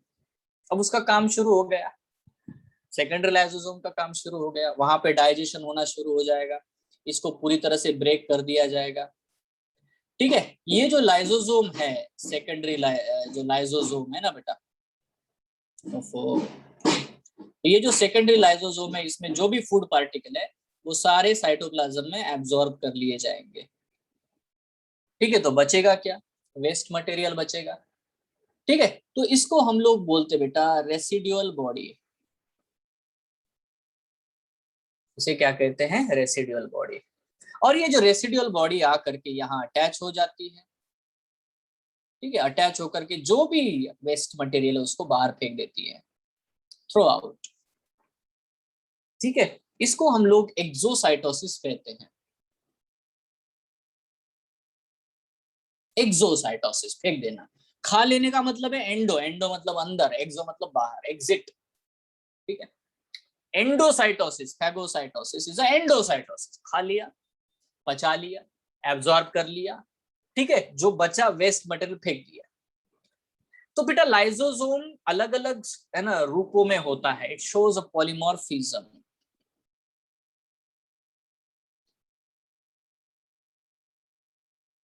लाइसोसोम पॉलीमॉर्फिज्म शो करता है because it can be in the form of the primary lysosome, it can be in the secondary lysosome, it can be the tertiary lysosome. Tertiary lysosome मतलब residual body, tertiary lysosome. But ये एक ही point हुआ बेटा, एक और point है मान लेते, यहाँ थोड़ा ध्यान देना सब लोग। अब ये जो सेल है ना, इसमें इसमें है ना बहुत सारे, ये देखो, ये एक माइटोकॉन्ड्रिया है, ये एक माइटोकॉन्ड्रिया है, ये एक माइटोकॉन्ड्रिया है, 3 माइटोकॉन्ड्रिया। बहुत सारे होते हैं एक सेल में, बहुत सारे माइटोकॉन्ड्रिया होते हैं। कुछ गड़बड़ हो गई, इस माइटोकॉन्ड्रिया की एज हो गई, ये माइटोकॉन्ड्रिया हो गया खराब, ये वाला खत्म है इसका। अगर वो वहां पे रहेगा तो वो फ्री रेडिकल्स रिलीज करेगा और सारे सेल को कंटेमिनेट करेगा। Remember, I will repeat again, अगर ये माइटोकॉन्ड्रिया वहां पे रहा, क्योंकि उसका ऑक्सीडेशन बड़ी तेजी से शुरू हो जाता है, तो वो इतने फ्री रेडिकल रिलीज करेगा। तो आपको पता है यार, आप केमिस्ट्री पढ़ते हो, तो फ्री रेडिकल्स आएंगे बहुत तेजी से बेटा, वो ऑक्सीडो रिडक्शन है ना, रिडक्टिव रिएक्शंस कराएंगे। तो ये है ना फ्री रेडिकल्स बढ़ा सकता है, इसलिए सेल के लिए डेंजरस है। Now what happens? So sometimes the primary lysosome will combine here with this, है ना, this damaged organelles। ठीक है, और जैसे ही डैमेज्ड ऑर्गेनल के साथ ये कंबाइन होगा तो it will form a lysosome. अब ये प्राइमरी लाइसोसोम है ना, अपने ही इसके साथ में कंबाइन हो गया, तो ये भी बेटा सेकेंडरी लाइसोसोम ही तो है, but it is called as the autophagosome. Now this is very important, है ना। ये देखो, ये और ये दोनों मिल गए, ऑटोफैगोसोम। ऑटोफैगोसोम मतलब बाहर की चीज को डाइजेस्ट करेगा तो हेटेरोफैगोसोम, अपने ही अंदर के ऑर्गेनल्स को खा जाएगा तो ऑटोफैगोसोम। क्लियर है क्या रे? यस, है ना। ये है इंट्रासेलुलर डाइजेशन। इंट्रासेलुलर मतलब अंदर के अंदर ही सारा डाइजेस्ट करेगा ये। सर क्या ये एक्स्ट्रा सेलुलर डाइजेशन कर सकता है? बिल्कुल कर सकता है। यही प्राइमरी लाइसोसोम को बेटा यहां तक पहुंचाया जाएगा और बाहर एंजाइम रिलीज करेगा। ये बाहर एंजाइम रिलीज करके अगर कोई चीज बाहर है तो उसको डाइजेस्ट करेगा, तो वो हो जाता है एक्स्ट्रा सेलुलर डाइजेशन। बाहर के बाहर डाइजेस्ट कर दिया, अंदर नहीं लाया, एक्स्ट्रा सेलुलर, बाहर के बाहर डाइजेस्ट कर दिया। ठीक है ना, एक बहुत बड़ी बात होती है। दूसरी क्या पॉइंट है? अब देखो क्या हुआ, बहुत सारे प्राइमरी लाइसोसोम होते हैं, एक तो एक ही है ऐसा नहीं है ना, जहां जहां जरूरत हो रही है वहां वहां बना करके भेज रहे हैं। व्हाट हैपेंस व्हेन, एक बार क्या हुआ, यहाँ पे एक थोड़ा सा देख लेते हैं। वंस व्हाट हैपेंस, यहाँ पे घुस गया बेटा एक वायरस। ये देखो, ये बहुत सारे वायरस आके 4-5, ठीक है, यहाँ पे आ गया, ये आगे बढ़ गया और इसने अलर्ट किया इसके डीएनए को, यार ये वायरस बोल आ गया है, डेंजरस है भाई, सिचुएशन गड़बड़ है। तो ये डीएनए क्या करता है बताओ? पहले तो सिग्नल्स बनाएगा, सिग्नल्स बना करके बेटा गोल्गी को भेजेगा, गोल्गी तुरंत बेटा प्लाज्मा मेम्ब्रेन की तरफ सेंड करके बाकी सेल जो है उनको भेजेगा, भैया है ना मेरे अंदर वायरस घुसा हुआ है, तुम लोग सावधान हो जाओ, तुम्हारे रिसेप्टर संभालो। ठीक है, that was the first thing, first reaction will happen. Second reaction is, now ये शहीद होगा, ये सेल खुद शहीद होगा, बोलेगी अब तो मैं मर रहा हूं, अब तुम्हारे वतन है ना, हवाले वतन साथी है। How? all the primary lysosomes will be triggered at once। देखो मजा है ये, all the primary lysosomes will trigger at once and they will burst, फूट जाते हैं पूरे, और पूरा सेल जो है उसको खत्म हो जाता है, अपने ही सेल को। इसको बोलते हैं ऑटोलाइसिस ऑफ द सेल। इसी को हम लोग सुसाइड कहते हैं। इसीलिए लाइसोसोम को हम लोग क्या कहते हैं, है ना, लाइसोसोम को हम लोग सुसाइडल बैग भी कहते हैं। यस और नो? Understand this. तो इस तरह से लाइसोसोम बहुत सारे रोल प्ले करता है भाई, है ना। सो आई होप, तो ये सारी चीजें हैं, यही मजा है। और ये अगर आप मतलब आपसे पूछने की कोशिश करेंगे वो लोग, और कुछ नहीं है ना, they will ask you this things, क्योंकि यही तो अप्रोच है ना। ये तो कोई ऐसा नहीं है कि जस्ट रट लिया चले गए, ऐसा कुछ नहीं। यहाँ पे प्रॉपर अंडरस्टैंडिंग होनी चाहिए। मैं एक सादा क्वेश्चन अगर पूछो तो यार मतलब ये इसके एंजाइम में इतनी ताकत है, आप समझो ना, इतनी ताकत है कि वो पूरे सेल को डाइजेस्ट कर सकते हैं। So how they can not digest their own plasma membrane, which is actually made up of the protein and lipid and carbohydrate. Question समझ में आया? अरे वो सब कुछ डाइजेस्ट कर सकते हैं भाई, उनके पास सारे एंजाइम है। प्रोटीन को डाइजेस्ट करने वाले, है ना, कार्बोहाइड्रेट को, न्यूक्लिक एसिड, सबको डाइजेस्ट कर सकते हैं। बट पता है वो सिर्फ एक सिंगल मेम्ब्रेन से बाउंडेड है ना। अरे हाँ, है ना। Yes, sir. है ना, they are just bounded by a single membrane, you know. So ये जो सिंगल मेम्ब्रेन होती है, इसकी कहानी बहुत खतरनाक है। मतलब इसका मॉलिक्यूलर आप समझोगे यार, मतलब ये क्या किस चीज को कंटेन करके रख रहा है बताओ। जो पूरे प्रोटीन्स, है ना, प्रोटीन से बना हुआ है, लिपिड से बना हुआ है, still it can stop that, है ना, डाइजेशन। मतलब वो अपने आप को डाइजेस्ट नहीं होने देता। ये प्लाज्मा मेम्ब्रेन का देखो सिलेक्टिवली परमिएबिलिटी या जो भी है, लिविंगनेस जो है आपको दिखाई देता है। It can take the decisions. सही बात है, ठीक है। तो इसीलिए जब हम लोग इसके डेप्थ में जाते हैं तो it becomes more and more and more and more interesting and more complicated. ठीक है, इंटरेस्टिंग जितना होगा उतना कॉम्प्लिकेटेड होता चला जाता है। सो यहाँ पे ये था बेटा, मैंने एंडो मेम्ब्रेन सिस्टम के बारे में मैंने आपको बताया। ठीक है, I will told you about this entire story. Okay, so I will move here and देखो अब हम लोग बात करते हैं ऐसे ऑर्गेनल्स के बारे में, ऐसे ऑर्गेनल जो कि एंडोमेम्ब्रेन सिस्टम में नहीं आते। जैसे कि नंबर 1 है mitochondria. Mitochondria, these are the clearly visible only when stained. अब ये क्वेश्चन आ सकता है कि आप कौन सा स्टेन यूज करोगे to observe the mitochondria. The answer for this question is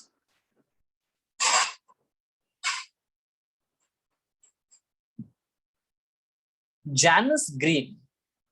जानस ग्रीन मतलब जैसे मैंने सुडान ब्लैक बताया था फॉर द गोल्गी एपैरेटस, वैसे ही जानस ग्रीन नाम का एक डाई आता है जिससे वो आप डालोगे सेल के ऊपर तो आप माइक्रोस्कोप में आपको माइटोकॉन्ड्रिया बहुत अच्छे से दिखाई देते हैं।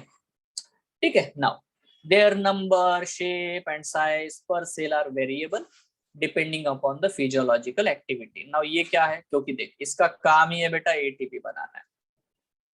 इसका क्या काम है, एटीपी बनाओ एटीपी, बराबर। अगर इसका काम ही एटीपी बनाना है, ठीक है, तो जितना सेल एक्टिव होगा, जितना उसकी नीड होगी उस सेल की एटीपी की, उतना बेटा नंबर ऑफ माइटोकॉन्ड्रिया या साइज ऑफ माइटोकॉन्ड्रिया आपको देखने को मिलेगा। फिजियोलॉजिकल एक्टिव का मतलब ही ये है।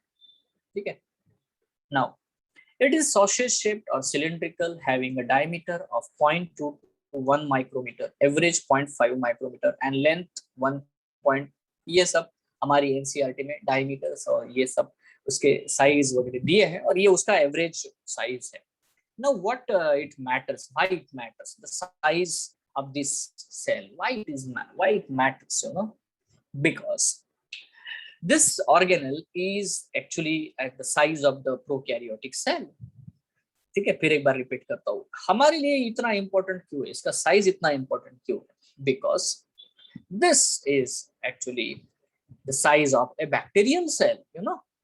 मतलब यूकैरियोटिक सेल एक बहुत बड़ा सेल है जो कि 100 माइक्रोमीटर के रेंज में आता है। और इनकी रेंज क्या है, they are ranging up to the 5 micrometers. ठीक है, एक बैक्टीरिया होता है 1 to 5 micrometer, this is what the dimension of a bacterial cell. मतलब जैसे एक बैक्टीरिया हमारे यूकैरियोटिक सेल के अंदर आके रह सकता है, वैसा ही माइटोकॉन्ड्रिया भी रहता है। नाउ ऐसा हम लोग क्यों कहते हैं?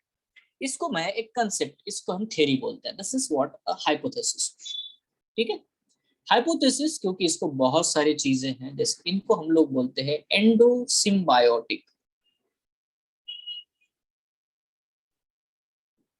ठीक है, सो माइटोकॉन्ड्रियाज आर द एम्बो। देखो सिम्बायोटिक का मतलब क्या होता है? सिम्बायोसिस। ठीक है, दोनों को बेनिफिट है भाई, है ना, इसको बोलते हैं सिम्बायोसिस। एल्गी फंगस एक दूसरे के साथ रहते हैं। एल्गी खाना बना के देता है, फंगस पानी लाके मिनरल लाके देता है ड्राई कंडीशन में, है ना, सपोर्ट कर। दोनों मियाँ बीबी जैसे रहते हैं आनंद से। ठीक है, उसको हम लोग लाइकेन बोलते हैं। They like each other, so they lichen, है ना, एल्गी एंड फंगस। तो ये सिम्बायोटिक एसोसिएशन है between these two different organisms, you know. एक पानी में रहने वाला, एक पत्थरों पे रहने वाला, दोनों एक दूसरे के साथ रहने लगते हैं। ये प्यार ही तो है। ठीक है, इसको बोलते हैं एंडोसिम्बायोटिक नेचर, सिम्बायोसिस बोलते हैं। म्यूचुअलिज्म है। म्यूचुअलिज्म मतलब दोनों को एक दूसरे से बेनिफिट है। नाउ हम ऐसा मानते हैं कि इवोल्यूशन क्राइटेरिया, मतलब है ना, थाउजेंड्स ऑफ इयर्स एगो जब यूकैरियोटिक सेल बन रहा था, तो उसके साथ साथ, है ना, कुछ साइनोबैक्टीरिया जैसे सेल है, वो इसके अंदर घुस गए यूकैरियोटिक सेल, और वो न्यूक्लियस के साथ में कोऑर्डिनेट करने लग गए। न्यूक्लियस के साथ में कोऑर्डिनेट करने लगे और वहीं पे रह गए। वो एटीपी बना लेते हैं। ठीक है, और इनको भी एक शेल्टर मिल गया। ये मल्टीप्लाई होते हैं, खुद से मल्टीप्लाई होते हैं, न्यूक्लियस का इंतजार नहीं करते, ये खुद पे अपनी कॉपीज बना लेते हैं। ये एक सपोर्टिव है। सो याद रखो बेटा कि माइटोकॉन्ड्रिया एक डबल मेम्ब्रेन स्ट्रक्चर है ना, डबल मेम्ब्रेन। एक खुद का इसने, ये बैक्टीरिया का, दूसरा सेल ने प्रोवाइड किया, यूकैरियोटिक सेल ने प्रोवाइड किया, भाई ले ले। तो this outer membrane is actually provided by the eukaryotic cell, and this inner membrane is itself, है ना, procured by this organelle या this bacteria। ठीक है, तो ये एक कंसेप्ट है। अब ये खुद की कॉपीज भी बना लेता है, ये तो खतरनाक बात है। बट इससे भी खतरनाक बात क्या है? इसकी खतरनाक बात ये होती है कि इसके अंदर 70S टाइप ऑफ राइबोसोम देखने को मिलते हैं, जो कि प्रोकैरियोट में पाए जाते हैं। कमाल की बात है। अब इससे भी खतरनाक बात यह है कि इसके अंदर इसका खुद का डीएनए प्रेजेंट है, सर्कुलर डीएनए, जिसको हम माइटोकॉन्ड्रियल डीएनए कहते हैं। तो बेटा इतने सारे एविडेंस है जिससे ये पता चल जाता है कि ये एक cell, it is an organism. अरे क्लियर है क्या? Because you are not showing actual happening. कब हुआ ये, कैसे हुआ ये आप नहीं बता पा रहे हो। ठीक है, आप नहीं बता पा रहे हो, आप समझ रहे हो इस चीज को। Even entire evolution is an hypothesis, you know, ना। अभी आप ये ब्लैक होल वाला कंसेप्ट बताते हो, वो क्या चीज है भाई, है ना। कितना हम लोग जा रहे हैं, every day there is a new thing, new, है ना, new arrivals, you know. So देखो हम लोग हर चीज हाइपोथेसिस ही होती है, आपको ये समझना है। Hypothesis can be proven by the experiments और can be disproved by the experiments. That is the science, understand this. Yes, है ना। आपने कोई भी ऑब्जर्वेशन किया, कुछ तो ऐसा ऐसा आपके सामने दिख रहा है, आप उसके लिए 4-5 रीजन देना शुरू करते हो। ऐसा हुआ होगा इसलिए है, वैसा हुआ होगा इसलिए है। ठीक है, तो वो होती है हाइपोथेसिस। अब उसके बाद हम एक्सपेरिमेंट डिजाइन करते हैं और उस हाइपोथेसिस को प्रूव करने की कोशिश करते हैं। कुछ लोग ऐसे भी होते हैं जो एक्सपेरिमेंट डिजाइन करते हैं और उसको डिस्प्रूव करने की कोशिश करते हैं। दोनों ही साइंटिस्ट हैं और दोनों की जरूरत है। Are you sure? ठीक है, सो ये बात समझो यार, है ना। आप साइंस के स्टूडेंट हो तो ये पहले पता होना चाहिए, नंबर 1 पॉइंट। एनीवे, तो ये है हाइपोथेसिस, और ये बहुत ही, हम लोग क्या बोलते हैं, this it is most accepted hypothesis, you know, ऐसा बोलते हैं। करेक्ट है ना, मोस्ट एक्सेप्टेड मतलब बहुत सारे एविडेंस इसके सपोर्ट में है, बहुत सारे लोग इसके सपोर्ट में है। ठीक है, अब मैं यहाँ पे वो नहीं काम कर रहा, इसको डिस्प्रूव करने के भी मेरे पास फंडे हैं, तो अगर नहीं वो बताऊंगा तो आप बोलोगे हाँ सर ये हाइपोथेसिस ही है। एनीवे, सो हमारे अभी हमारे लेवल पे ये पता होना चाहिए व्हाट इज एंडोसिम्बायोटिक थ्योरी।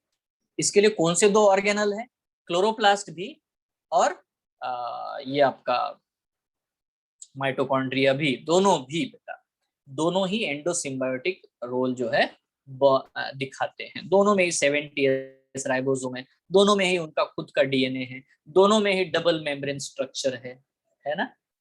ये बात को समझना है। Let's understand this. So whenever we see the structure of this, a mitochondria is a double membrane bound structure with the outer membrane and inner membrane. It is divided into lumen into two aqueous compartments, that is outer compartment and the inner compartment. बहुत आसान है, ये outer membrane है, ये inner membrane है, ये inner compartment है और ये outer compartment है। ठीक है, inter membrane space is outer compartment, दो मेम्ब्रेन के बीच की स्पेस आउटर कंपार्टमेंट। ये वाला जो है आप देख पा रहे हो यहाँ पे पर्पल कलर का DNA, it has its own DNA, that's it. ठीक है, it has its ribosome, 70S type of ribosome. See अंदर जो भी चीज है मैट्रिक्स है। Inner membrane forms number of infoldings, ये नंबर ऑफ इनफोल्डिंग्स है। इफ यू रिमेम्बर, मैंने आपको बैक्टीरियल सेल के बारे में बताया था, मीजोजोम, ये सर नो मीजोजोम बताया ना, हाँ या ना? अरे मीजोजोम बताया था लास्ट क्लास में। Yes sir. मीजोजोम इनफोल्डिंग तो होते हैं यार प्लाज्मा मेम्ब्रेन के, तो ये क्या है? वही तो है, मीजोजोम के ऊपर एटीपी सिंथेसिस करने वाले मॉलिक्यूल्स हैं, बिल्कुल यही तो है। ठीक है, तो दिस इज कॉल्ड एज, इनको बोलते हैं cristae. Now this is word, you know, कुछ बच्चे कंफ्यूज होते हैं। हमने जो गोल्गी एपरेटस में और एंडोप्लाज्मिक रेटिकुलम में जो लैमेली पढ़े थे, उनको हमने कहा था सिस्टर्नी। वो क्या था? they were the cisternae. These are what the cristae, you know, don't get confused, you know, cristae toward the matrix. So they increase the surface area. Obviously यार surface area बढ़ा रहे हैं, folding ज्यादा है तो ज्यादा ATP synthase नाम का एंजाइम होगा, ये वाला। ठीक है, जिसको हम लोग F0 F1 पार्टिकल कहते हैं। ठीक है, जैसे जैसे मुझे मौका मिलेगा ये सब मैं थोड़ा थोड़ा बताऊंगा आपको मोलिकुलर लेवल पे। So what is the function of mitochondria? You know, obviously the two membranes have their own specific enzymes associated with the mitochondrial function. ठीक है, तो उनके पास में एंजाइम्स है जो माइटोकॉन्ड्रिया के फंक्शन से रिलेटेड है। They possess circular DNA, they have RNA molecules, they have ribosome 70S and components for protein synthesis. देखो एक बहुत इंपॉर्टेंट मैं बात बोला था, इनको हम लोग सेमी ऑटोनॉमस ऑर्गेनल मानते हैं। सेमी ऑटोनॉमस इसीलिए क्योंकि they are dependent on the nucleus for many proteins, enzymes, and also they prepare their own enzymes. ठीक है, ओन प्रोटीन्स। तो ये दोनों ही काम करते हैं, पूरी तरह से बेटा इंडिपेंडेंट है नहीं, पूरी तरह से डिपेंडेंट नहीं है। So we call them as a semi autonomous an organelle. ठीक है, the mitochondria divide by the fusion. Mitochondria में एबिलिटी है कि वो अपनी बाइनरी फ्यूजन कर सकता है, जैसे कि बैक्टीरिया करते हैं। क्या फंक्शन है? Mitochondria are the sites of the aerobic respiration, ATP synthesis. They produce energy in the form of ATP, so they are called powerhouse of the cell. तो इनको हम लोग power house of the cell कहते हैं। ये depend करता है cell के ऊपर कि उसमें 1000 भी हो सकते हैं माइटोकॉन्ड्रिया, या एक सिंगल माइटोकॉन्ड्रिया भी हो सकता है। उसकी एनर्जी रिक्वायरमेंट कितनी है, उस हिसाब से बेटा हम माइटोकॉन्ड्रिया के बारे में पढ़ते हैं। देन आता है बेटा प्लास्टिड्स। प्लास्टिड्स क्या मतलब है रे प्लास्टिड्स का? कोई बता पाएगा? What is the meaning of the plastic? Plastic का क्या मतलब है भाई? पिगमेंट। अरे स्पीड ज्यादा तो नहीं हो रही बच्चों? It's okay. Yes sir. Speed सही है बच्चों? सबको Yes, सही है? किसी को ज्यादा तो नहीं लग रही? किसी को कम तो नहीं लग रही स्पीड? है, बोलो बोलो। Plastids are ball-like structures which contain. क्या बेटा? Plastids are ball-like structure which stores the pigments like chloroplast, which stores chlorophyll. Okay okay, little plastic क्या होता है? अच्छा ठीक है, नहीं ये क्या है आप, मैंने इसलिए इसको, क्योंकि ये सब आपने थोड़ा बहुत पढ़ा है रे, 7th में 8th में 9th में आपने पढ़ा है, सेल को पढ़ाते हैं, है ना? यही बता पढ़ा दो। है सर सारे। नहीं पढ़ा, थोड़ा भी नहीं यही पढ़ा, पढ़ा ऐसा है नहीं हो सर, सकता। हाँ, यही अच्छा पढ़ा है सारे। अच्छा। तो देखो मैं आपको क्या बोल रहा हूँ, प्लास्टिड्स के बारे में अगर हम लोग बात कर रहे हो ना बच्चों, तो प्लास्टिड का सबसे पहला मतलब है प्लास्टिसिटी। प्लास्टिसिटी मतलब they can occur in very different forms. ये पहले तो समझो। There are different types of the plastics. Plastic मतलब आपके दिमाग में अगर सिर्फ क्लोरोप्लास्ट अगर आता है तो ये गलत है। these are found in all plant cells and in euglenoids। सारे प्लांट्स में यूग्लेनोम में मिलते हैं। Large size, easily observable under the microscope, आराम से दिख जाते हैं। एक क्वेश्चन आएगा आपको कि किसका साइज बड़ा होता है, माइटोकॉन्ड्रिया या क्लोरोप्लास्ट का, तो आंसर है क्लोरोप्लास्ट का। दे कंटेन सम पिगमेंट्स, इनमें फोटोसिंथेटिक पिगमेंट्स पाए जाते हैं। एनीवे बट प्लास्टिक्स के बारे में अब समझते हैं भाई। तो there are 3 different types of the plastics based on the types of pigments. उनके अंदर किस प्रकार का पिगमेंट है, तो यहाँ देखो आपको अलग अलग बेटा टाइप के प्लास्टिक दिखाई देते हैं।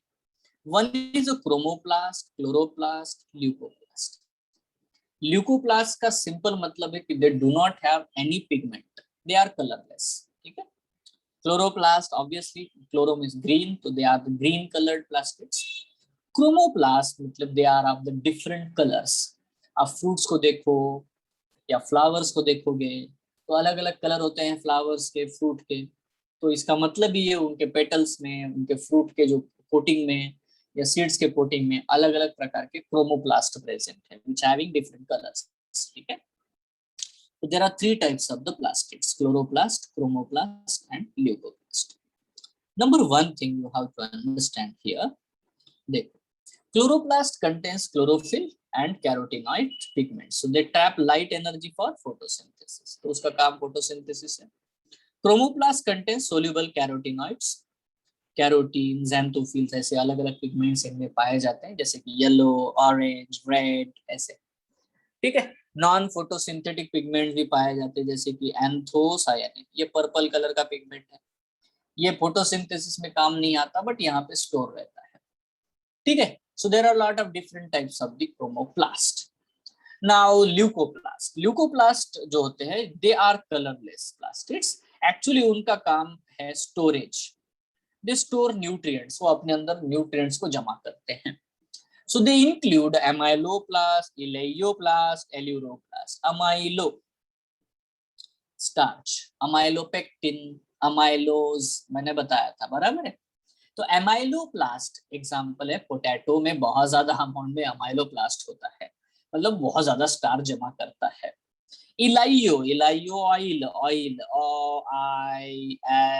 ऑयल व्हाटएवर है, सो उल्टा पढ़ो तो समझ में आएगा। Elaioplast stores the oils and fats. ठीक है। ये ऑयल और फैट जो है इसको जमा करते हैं। ठीक है, स्टोरेज होता है। जो भी आप देखोगे कैस्टर, ग्राउंडनट, ग्राउंडनट का सीड देख, ग्राउंडनट का आपको उसको क्रश करोगे तो ग्राउंडनट ऑयल निकलता है। So where is that oil, you know that is present in the cell. Yes, ठीक है। सो यहाँ पे हम लोग बात करते हैं एल्यूरोप्लास्ट। एल्यूरोप्लास्ट का मतलब है store the proteins. Aleurone, aleurone is what the protein. पक्का। तो देखो बहुत ही इंपॉर्टेंट है, बहुत ही सिंपल है ना। 3 प्रकार के हैं। अभी एक और मैं नाम बता देता हूँ। एक होता है जेरेंटोप्लास्ट, है ना, जेरेंटो।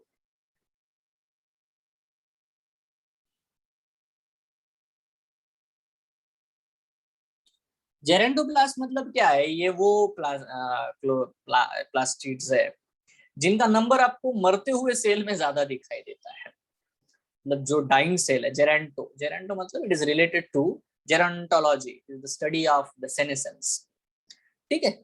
तो study of ageing is called age what, the gerontology. तो जेरेंटोप्लास्ट, ये बहुत ही सिंपल है। वहां पे आपको बहुत सारे ऐसे जमा हो जाएंगे जिसमें टॉक्सिक सब्सटेंसेस जमा होते चले जाते हैं, बहुत सारे फ्री रेडिकल्स। ठीक है। So anyway, so that is the way we have to understand, you know, so different types of the plastids are there। देखो अभी प्लास्टिड में सबसे इंपॉर्टेंट जिसके बारे में हम ज्यादा पढ़ते हुए क्लोरोप्लास्ट है। So these are the double membrane bound organelles mainly found in the mesophyll cells of the leaves। तो जो भी मेसोफिल सेल मतलब लीव्स होते हैं, या इवन ग्रीन स्टेम होगा उसमें भी, है ना, आपको ये देखने को मिलता है। अभी देखो जैसे कि मैं बताता हूँ, एक प्लांट है यार, ये ट्रैपा नाम का, ट्रैपा है, ये देखो ये ट्रैपा। पता है इसकी स्पेशलिटी क्या है? इसके रूट्स ग्रीन होते हैं। ये अजीब प्लांट है ना, रूट्स ग्रीन है, पानी में मिलता है प्लांट, ट्रैपा ग्रीन है। सिंगाड़े खाए किसी ने? सिंगाड़े, सिंगाड़े पता है आपको? Yes sir. नहीं पता? सिंगाड़े खाए हैं किसी ने? तो ब्लैक होता है ना? हाँ, ब्लैक वाला भून के ब्लैक एंड देते हैं, व्हाइट। अंदर मस्त लगता है। ठीक है, हेल्दी होता है भाई, हेल्दी लोगों ने खाना चाहिए। सिंगाड़े का फ्लोर भी आता है, सिंगाड़े का, है ना, पीठ, करेक्ट है। सिंगाड़े का आटा आता है ना, देखो आप मार्केट में मिलता है। तो सिंगाड़ा जो है उसको ट्रैपा कहते हैं। तो उसके रूट्स ग्रीन होते हैं, फोटोसिंथेटिक होते हैं, रिमेम्बर दिस, है ना। हाँ, अरे नहीं, सारे किसी के भी नहीं, तो ये एक्सेप्शन नहीं है। Roots don't do the photosynthesis, but whenever they are green they do the photosynthesis। ठीक है, सो जहां पे क्लोरोप्लास्ट होगा वहां फोटोसिंथेसिस होगा। तो देखो हर प्लांट पार्ट जो है, तो हर प्लांट जो होता है उसको हम लोग क्या कह रहे हैं, ठीक है। तो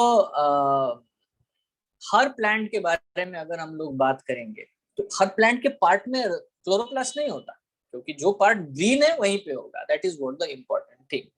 सो these are the lens shaped, oval, spherical, discoid, ribbon like, बहुत सारे शेप में ये बेटा हर एक लीफ के हिसाब से, ऑर्गेनल के, ऑर्गेनिज्म के हिसाब से इसका शेप होता है। But can you see the length 5 to 10 micrometer and width 2 to 4 micrometer, which is actually double than the mitochondria, जो अभी पढ़ा था हमने, है ना? Yes, sir. हाँ, so their number varies from 1, किसी में एक ही होता है, जैसे कि क्लैमाइडोमोनास नाम का एल्गी है, छोटा सा ही होता है, ऐसे ऐसे ऐसे 2 मूछें होती है उसको, और यहाँ पे ऐसे कप शेप एक ही क्लोरोप्लास्ट होता है ना, ग्रीन अलगा, to 20 to 40 per cell in mesophyll. देखो यहाँ पे आप देख पा रहे हो एक सिंगल सेल में बहुत सारे क्लोरोप्लास्ट है, यू कैन सी, यस और नो। देखो माइक्रोस्कोप वाला इमेज है, आपको दिख रहा है 20 to 40 per cell in mesophyll cell. Mesophyll मतलब फील का मतलब होता है लीफ, है ना, मेसो मतलब middle, in the middle of the leaf you can see this types of the cell. अच्छा, नाउ देखो यार, इसके बारे में अगर हम बात करेंगे तो इसका स्ट्रक्चर जो है, it is a double membrane bound structure. इसमें भी आउटर इनर मेम्ब्रेन है, ठीक है। इसके अंदर भी मैट्रिक्स प्रेजेंट होता है। इसके मैट्रिक्स को हम लोग स्ट्रोमा कहते हैं, इट्स कॉल्ड स्ट्रोमा मैट्रिक्स, ठीक है, बराबर। और इसी स्ट्रोमा में बेटा ऐसे कॉइन लाइक अरेंजमेंट्स आपको देखने को मिलते हैं, इनको हम लोग कहते हैं बेटा ग्रैनम। इस कॉइन लाइक अरेंजमेंट को हम लोग कहते हैं ग्रैनम। देखो ये 2 3 4 5 5 मैंने बना दिए, ये एंटायर टोटल ग्रैनम है, ठीक है। सारे ग्रैनम के कलेक्शन को हम लोग कहते हैं ग्रैना। क्या कहते हैं बेटा? Grana, the collection of the granums. जितने भी ग्रैनम है पूरा टोटलिटी में क्या होता है? ग्रैना, ठीक है। एक सिंगल जो है, सिंगल, उसको बोलते हैं थाइलाकॉइड। एक एक कॉइन, है ना, एक एक सिंगल कॉइन को हम लोग कहते हैं थाइलाकॉइड, ठीक है। और देखो ये जो है ना, ये ग्रैनम को कनेक्ट करने वाले भी, ये ग्रैनम को, है ना, ग्रैनम्स को कनेक्ट करने वाले भी उसको बोलते हैं stroma lamellae. So you know there are a lot of things here, but what they will ask you, know, very simple thing, कि फोटोसिंथेसिस में 2 स्टेजेस होती है, एक होती है डार्क रिएक्शन, एक होती है light reaction. May be you have heard about this, yes Yes, sir. है ना। तो यहाँ पे एक सिंपल पॉइंट याद रखना है कि dark reaction takes place in the stroma and light reaction takes place in the grana, granum, ठीक है। तो इसको किचन ऑफ द सेल कहते हैं, क्योंकि यहाँ खाना बनता है। यहाँ स्ट्रोमा है माँ, यहाँ ग्रैना है ग्रैंड माँ, दोनों ही किचन में है, खाना बना रहे हैं। Simple, you know, very simple.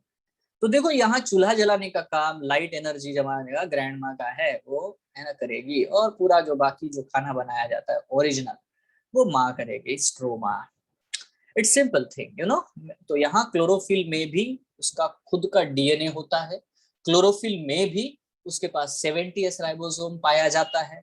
Chloroplast में आपको ये भी आपको मतलब 70s राइबोसोम भी देखने को मिलते हैं, और ये भी सेमी ऑटोनॉमस है। इसमें भी बेटा खुद को डुप्लीकेट करने की, रेप्लिकेट करने की एबिलिटी है, ठीक है। तो ये भी बेटा एंडोसिम्बायोटिक हाइपोथेसिस या एंडोसिम्बायोटिक थ्योरी अगर एक्सेप्ट कर लेते तो थ्योरी, ठीक है। तो एंडोसिम्बायोटिक थ्योरी का बेटा बेस्ट एग्जांपल है कौन, क्लोरोप्लास्ट आल्सो, ठीक है।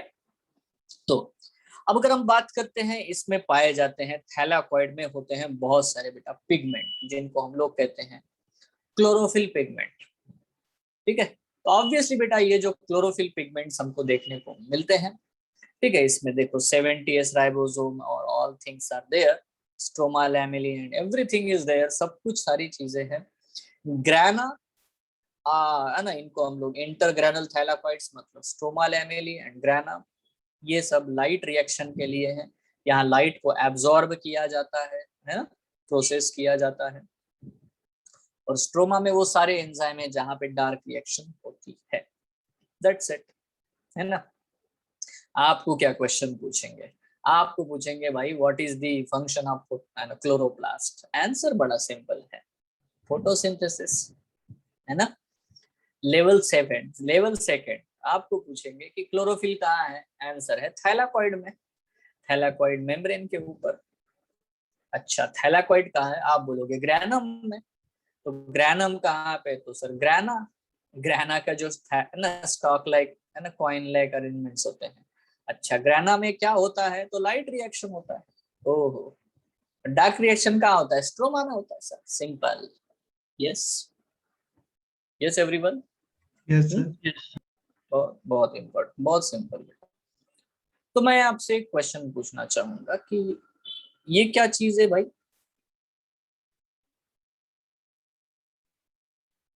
A unit of light. Unit of light, okay. मतलब क्लोरोफिल क्या एब्जॉर्ब करेगा, क्लोरोफिल एब्जॉर्ब द फोटोन, है ना, yes sir. Single light particle is a photon, ठीक है, ठीक है। या तो शायद नहीं, ये पूछ लो आपको, अरे यार क्वांटा, ठीक है, ये भी एक है ना। अभी क्वांटा के बारे में भी अगर बात करते हो तो हमें बस ये बात याद रखना है, अगर थोड़ा सा भी इधर उधर का क्वेश्चन पूछे तो आपको इतना बताना है, लाइट की है ना दो कंसेप्ट है ना, दो थ्योरीज है। एक है बच्चों वेव थ्योरी, है ना, सही है कि नहीं, Yes, sir. और दूसरी है कॉर्पस्कुलर थ्योरी, बराबर, particulate yes theory. Yes, sir. तो हमेशा ये बात आपके दिमाग में रखना कि जब हम लोग फोटोसिंथेसिस के बारे में बात करते हैं तो फोटोसिंथेसिस में फोटो ये वर्ड आता है फोटॉन से, करेक्ट है ना। Yes sir. तो हम लोग यहाँ पे कॉर्पस्कुलर थ्योरी के बारे में ही बात करते हैं, किसके बारे में बात करते हैं, कॉर्पस्कुलर मतलब पार्टिकल्स, मतलब photon is a discrete bundle of energy, बराबर ऐसा बोलते हैं हम लोग, डिस्क्रीट बंडल, डिस्क्रीट अब उसकी प्रॉपर बाउंड्री तो नहीं बोल सकते कोई भी पार्टिकल है तो, but it is a discrete bundle and the amount of energy per photon is called as a quanta, ऐसा सिंपल टर्मिनोलॉजी मैंने आपको यहाँ पे, है ना, ये बायोलॉजी वे ठीक है, अंडरस्टैंडिंग द फिजिक्स, ठीक है, यहाँ जैसे यूज होता है वैसे हम पढ़ेंगे। तो मुद्दा बहुत क्लियर है, किसी को क्या कंफ्यूजन है, जो मैंने बोला आपको समझ में आया क्वांटा और फोटोन के बारे में? Yes, sir. बहुत बढ़िया। तो नॉर्मली अभी हम लोग यही सब बातें करेंगे, तो मैं आपको एक सीधा फंडा बता के रखता हूँ। देखो अगर हम बात करते हैं कि एक ऑक्सीजन रिलीज अगर हो ना, एक ऑक्सीजन रिलीज हो रहा है, कितने फोटोन यूज होंगे, ठीक है, how many photon are used when a single molecule of oxygen is released, ठीक है, तो ये है क्वेश्चन, ठीक है, एक सिंगल जब फोटोन यूज होता है for a single oxygen when it is released, ठीक है, आंसर इज 8, क्या बेटा 8, पक्का है बेटा, समझ रहे हो?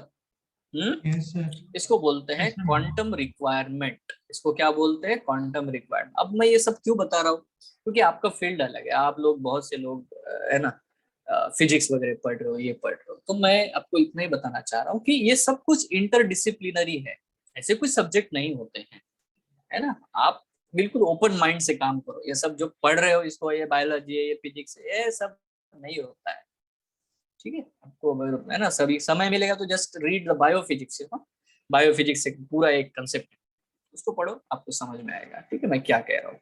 Anyways I will move ahead. देखो अब यहाँ पे आता है बेटा एक और ऑर्गेनल। ये ऐसा ऑर्गेनल है ना, जिसमें कोई मेम्ब्रेन होता नहीं है, so it's a membraneless organelle. These are the non-membranous granulars, एक पार्टिकल जैसे स्ट्रक्चर है, ग्रैन्युलर स्ट्रक्चर्स होते हैं, composed of the ribonucleic acid, RNA and proteins. Is it? इसमें क्या क्या है भाई? दो ही चीजें हैं इसमें, होता है RNA, ribosomal RNA and protein, ठीक है, ये दो चीजें इसमें होती है। नाउ वैसे मैंने RNA नहीं बताया आपको ज्यादा, बट ठीक है। तो ribosomal RNA as well as what the protein, है ना, ये दो चीजों से राइबोसोम बनते हैं, बराबर। मैंने इवन आपको ये बताया होगा शायद, I don't remember if I told you और नॉट, बट न्यूक्लियोलस एक स्ट्रक्चर है, बराबर। Yes sir. है ना, न्यूक्लियोलस में ही बेटा राइबोसोम पूरा बनाया जाता है। मैंने लास्ट टाइम में क्रोमोसोम वगैरह बहुत कुछ आपको बताया जरूर था, क्लियर और पक्का।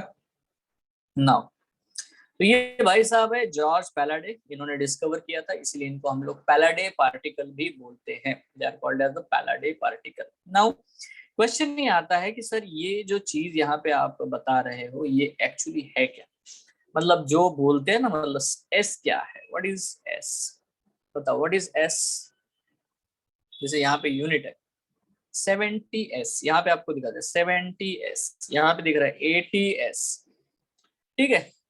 अभी 70s is actually made up of two sub units, one is larger sub unit, है ना, सब यूनिट से है बना हुआ, one is larger sub unit, smaller sub unit, है ना। तो देखो larger sub unit is the 50s 30s, यहाँ पे देखो 80s जो बना हुआ है 60s 40s, तो आपको लग रहा होगा, देखो यहाँ पे 50 प्लस 30 करोगे तो 80 हो जाएगा, बट ये बोल रहा है टोटल 70 है, करेक्ट है ना। Larger sub unit is the 50s, smaller subunit is the 30s and total particle is the 70s, clear है, सही है ना ये। तो what is this, ये क्या है, कौन बताएगा, anyone can tell what is this, anyone can tell me? That's very simple, very simple actually. S is represented by Swedberg, Swedberg नाम के साइंटिस्ट है, Swedberg, ठीक है।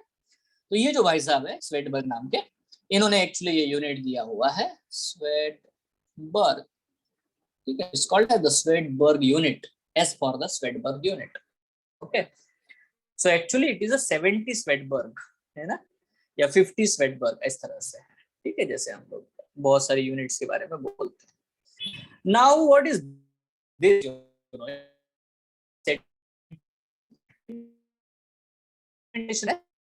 सर आपका आवाज कहता हूँ एक ट्यूब लिया, उसमें पानी डाला, और बोलो बोलो, आवाज कट हो रहा था।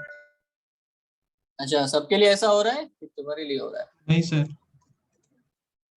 हाँ तुम्हारा लोगों का भी आवाज कट रहा है, इसका मतलब थोड़ा सा नेटवर्क का ये हो गया होगा। एनीवे अभी आ रहा है क्या आवाज बच्चों?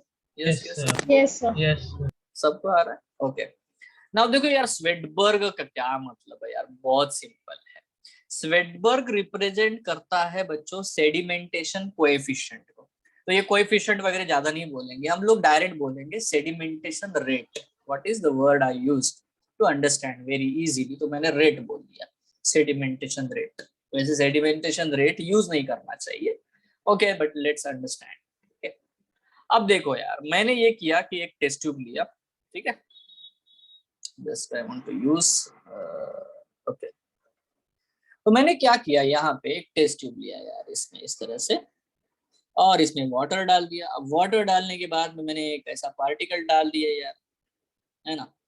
अब इसका सेडिमेंटेशन रेट काउंट किया, ये बहुत तेजी से अंदर जा रहा है क्योंकि इसकी डेंसिटी ज्यादा है, जिसकी डेंसिटी ज्यादा है उसका सेडिमेंटेशन ज्यादा होगा ना, क्विक होगा, बराबर, यस और नो, है ना। तो ये लार्जर पार्टिकल हो गया मेरे लिए। नाउ एक दूसरा पार्टिकल है भाई, है ना, this is another particle which is small.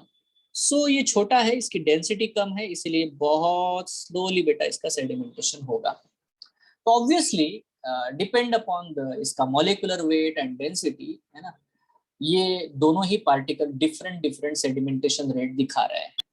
जो बड़ा पार्टिकल है उसका सेडिमेंटेशन रेट हमने 50 स्वेटबर्ग्स कैलकुलेट किया, और छोटे पार्टिकल का बेटा 30s। फिर बाद में पता चला कि यार देखो सेल में तो ये दोनों एक दूसरे से अटैच होते हैं, they are attach to each other. So if you put them, है ना, जब आप दोनों को एक साथ रखोगे, ठीक है, तो दोनों को एक साथ रखोगे तो जब उनका सेडिमेंटेशन होता है इन द, है ना, tube, it is actually calculated as 70s। तो इसीलिए, है ना, इसका कोई एडिशन नहीं करना है, 50 + 30 80 नहीं होता। कितना सेडिमेंटेशन रेट है जब इंडिविजुअली जब वो जाते हैं, है ना, तब उनकी स्पीड कितनी है ना, सेडिमेंटेशन होने की, पक्का। और जब वो दोनों एक साथ चिपके हुए होते हैं, one they are at one, है ना, वो कितने तेजी से नीचे जाएगा। ठीक है, तो इस हिसाब से देखो, क्योंकि डेंसिटी तो बढ़ गई ना बेटा, डेंसिटी बढ़ गई ना 50, और मतलब दोनों को जोड़ दिया तो डेंसिटी बढ़ जाएगी, ऑब्वियसली बढ़ेगी, है ना, कमी तो नहीं होगी, it will not reduce. But है ना, जब दोनों को जोड़ोगे तो उसका 70 स्वेटबर्ग कितना सेडिमेंटेशन कोएफिशिएंट आता है। So that is the explanation, the simplest way I can tell you whatever. Same thing happening about even ATS, ठीक है। यहाँ पे भी दो यूनिट है, कौन कौन से बच्चा, 4TS, है ना, और 6TS। 6TS larger sub unit, उसका सेडिमेंटेशन कोएफिशिएंट 6TS है, और बेटा स्मॉलर सब यूनिट का सेडिमेंटेशन कोएफिशिएंट 4TS है।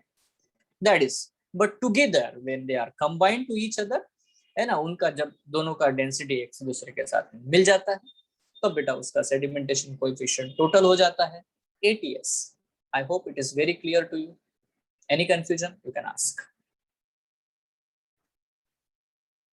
अरे क्लियर है? Yes, sir. Yes, okay. तो देखो बेटा, आपको एक मेन चीज आपको पूछेंगे यार कि what is the function of the ribosome. बहुत आसान है भाई, राइबोसोम का फंक्शन, अरे है ना, फंक्शन क्या है, obviously the function of ribosome is protein synthesis. तो जब भी आप यूकैरियोटिक राइबोसोम को देखोगे तो उसमें 6TS और 4TS देखने को मिलता है, दे टुगेदर फॉर्म ATS। ठीक है, this is the way we have to understand. ठीक है, अलग अलग बेटा इवन स्वेटबर्ग के RNA उनमें पाए जाते हैं, इसमें 16S और इसमें 28, 5.8, 5S, तो बहुत ज्यादा हो जाता है, ये अति हो जाएगा आपके लिए। मुद्दा इतना याद रखो कि, है ना बेटा, मैं एक सिंपल क्वेश्चन पूछता हूँ, यूकैरियोटिक सेल में कौन से टाइप का राइबोसोम मिलेगा, 80S या 70S? Eukaryotic cell, eukaryotic cell, ATS, sir. तो आंसर है बेटा, यूकैरियोटिक सेल में दोनों ही मिलते हैं, ATS as well as 70S। ATS cytoplasm में मिलता है और 70S माइटोकॉन्ड्रिया के अंदर और क्लोरोप्लास्ट के अंदर होता है, करेक्ट है? क्वेश्चन समझ में आया? प्रोकैरियोट में सिर्फ 70S मिलता है, only 70S in the prokaryotes. But eukaryotes में बेटा दोनों ही मिलते हैं, ATS as well as 70S। Nucleus में ATS, ठीक है, एंडोप्लाज्मिक रेटिकुलम RER में ATS, और 70S कहाँ मिलेगा, माइटोकॉन्ड्रिया में, क्लोरोप्लास्ट में 70S। Is it clear? है ना? तो बैक्टीरिया जैसे है ना ये दोनों, बराबर, एंडोसिम्बायोटिक थ्योरी, है ना। So what is the function of ribosome? Simple, the function of ribosome is the protein synthesis. It is the, है ना, the function of the ribosome is the protein synthesis. Protein synthesis करते बेटा, इतना ही है। तो बेटा आज हम लोग यहाँ पे रोक देते हैं यार, यहाँ पे इसीलिए रोक देते हैं क्योंकि अभी देखो मेरा वैक्सीनेशन हो चुका है, ठीक है, डबल वाला, सेकेंड डोज। तो थोड़ा थोड़ा थक जाता हूँ मैं, पता नहीं, बाकी कुछ हो नहीं रहा, बट थोड़ा सा कल ही हुआ है, तो आज थोड़ा सा रेस्ट करते हैं। थम्स अप, हाँ ये है ना, तो क्या का रिलैक्स हो ही गया, खत्म है। ठीक है, सो बच्चों एंजॉय करो, नेक्स्ट क्लास में मिलते हैं, इसको पूरा करते हैं साइकिल इसको, और सेल डिवीजन वाले कंसेप्ट को पढ़ते हैं, उसमें बड़े अच्छे अच्छे प्रॉब्लम्स आते हैं सेल डिवीजन में, उसको हम लोग डिस्कस करते हैं, उसके मॉलिक्यूलर लेवल को भी हम लोग देखेंगे। Clear? So thank you, have a good Thank you. Night, Thank you, enjoy. sir. Thank you, sir. Bye, sir. Thank you, sir. Bye. Bye, sir. Thank you, sir. Thank Bye, you, sir. sir. Sir, bye, sir.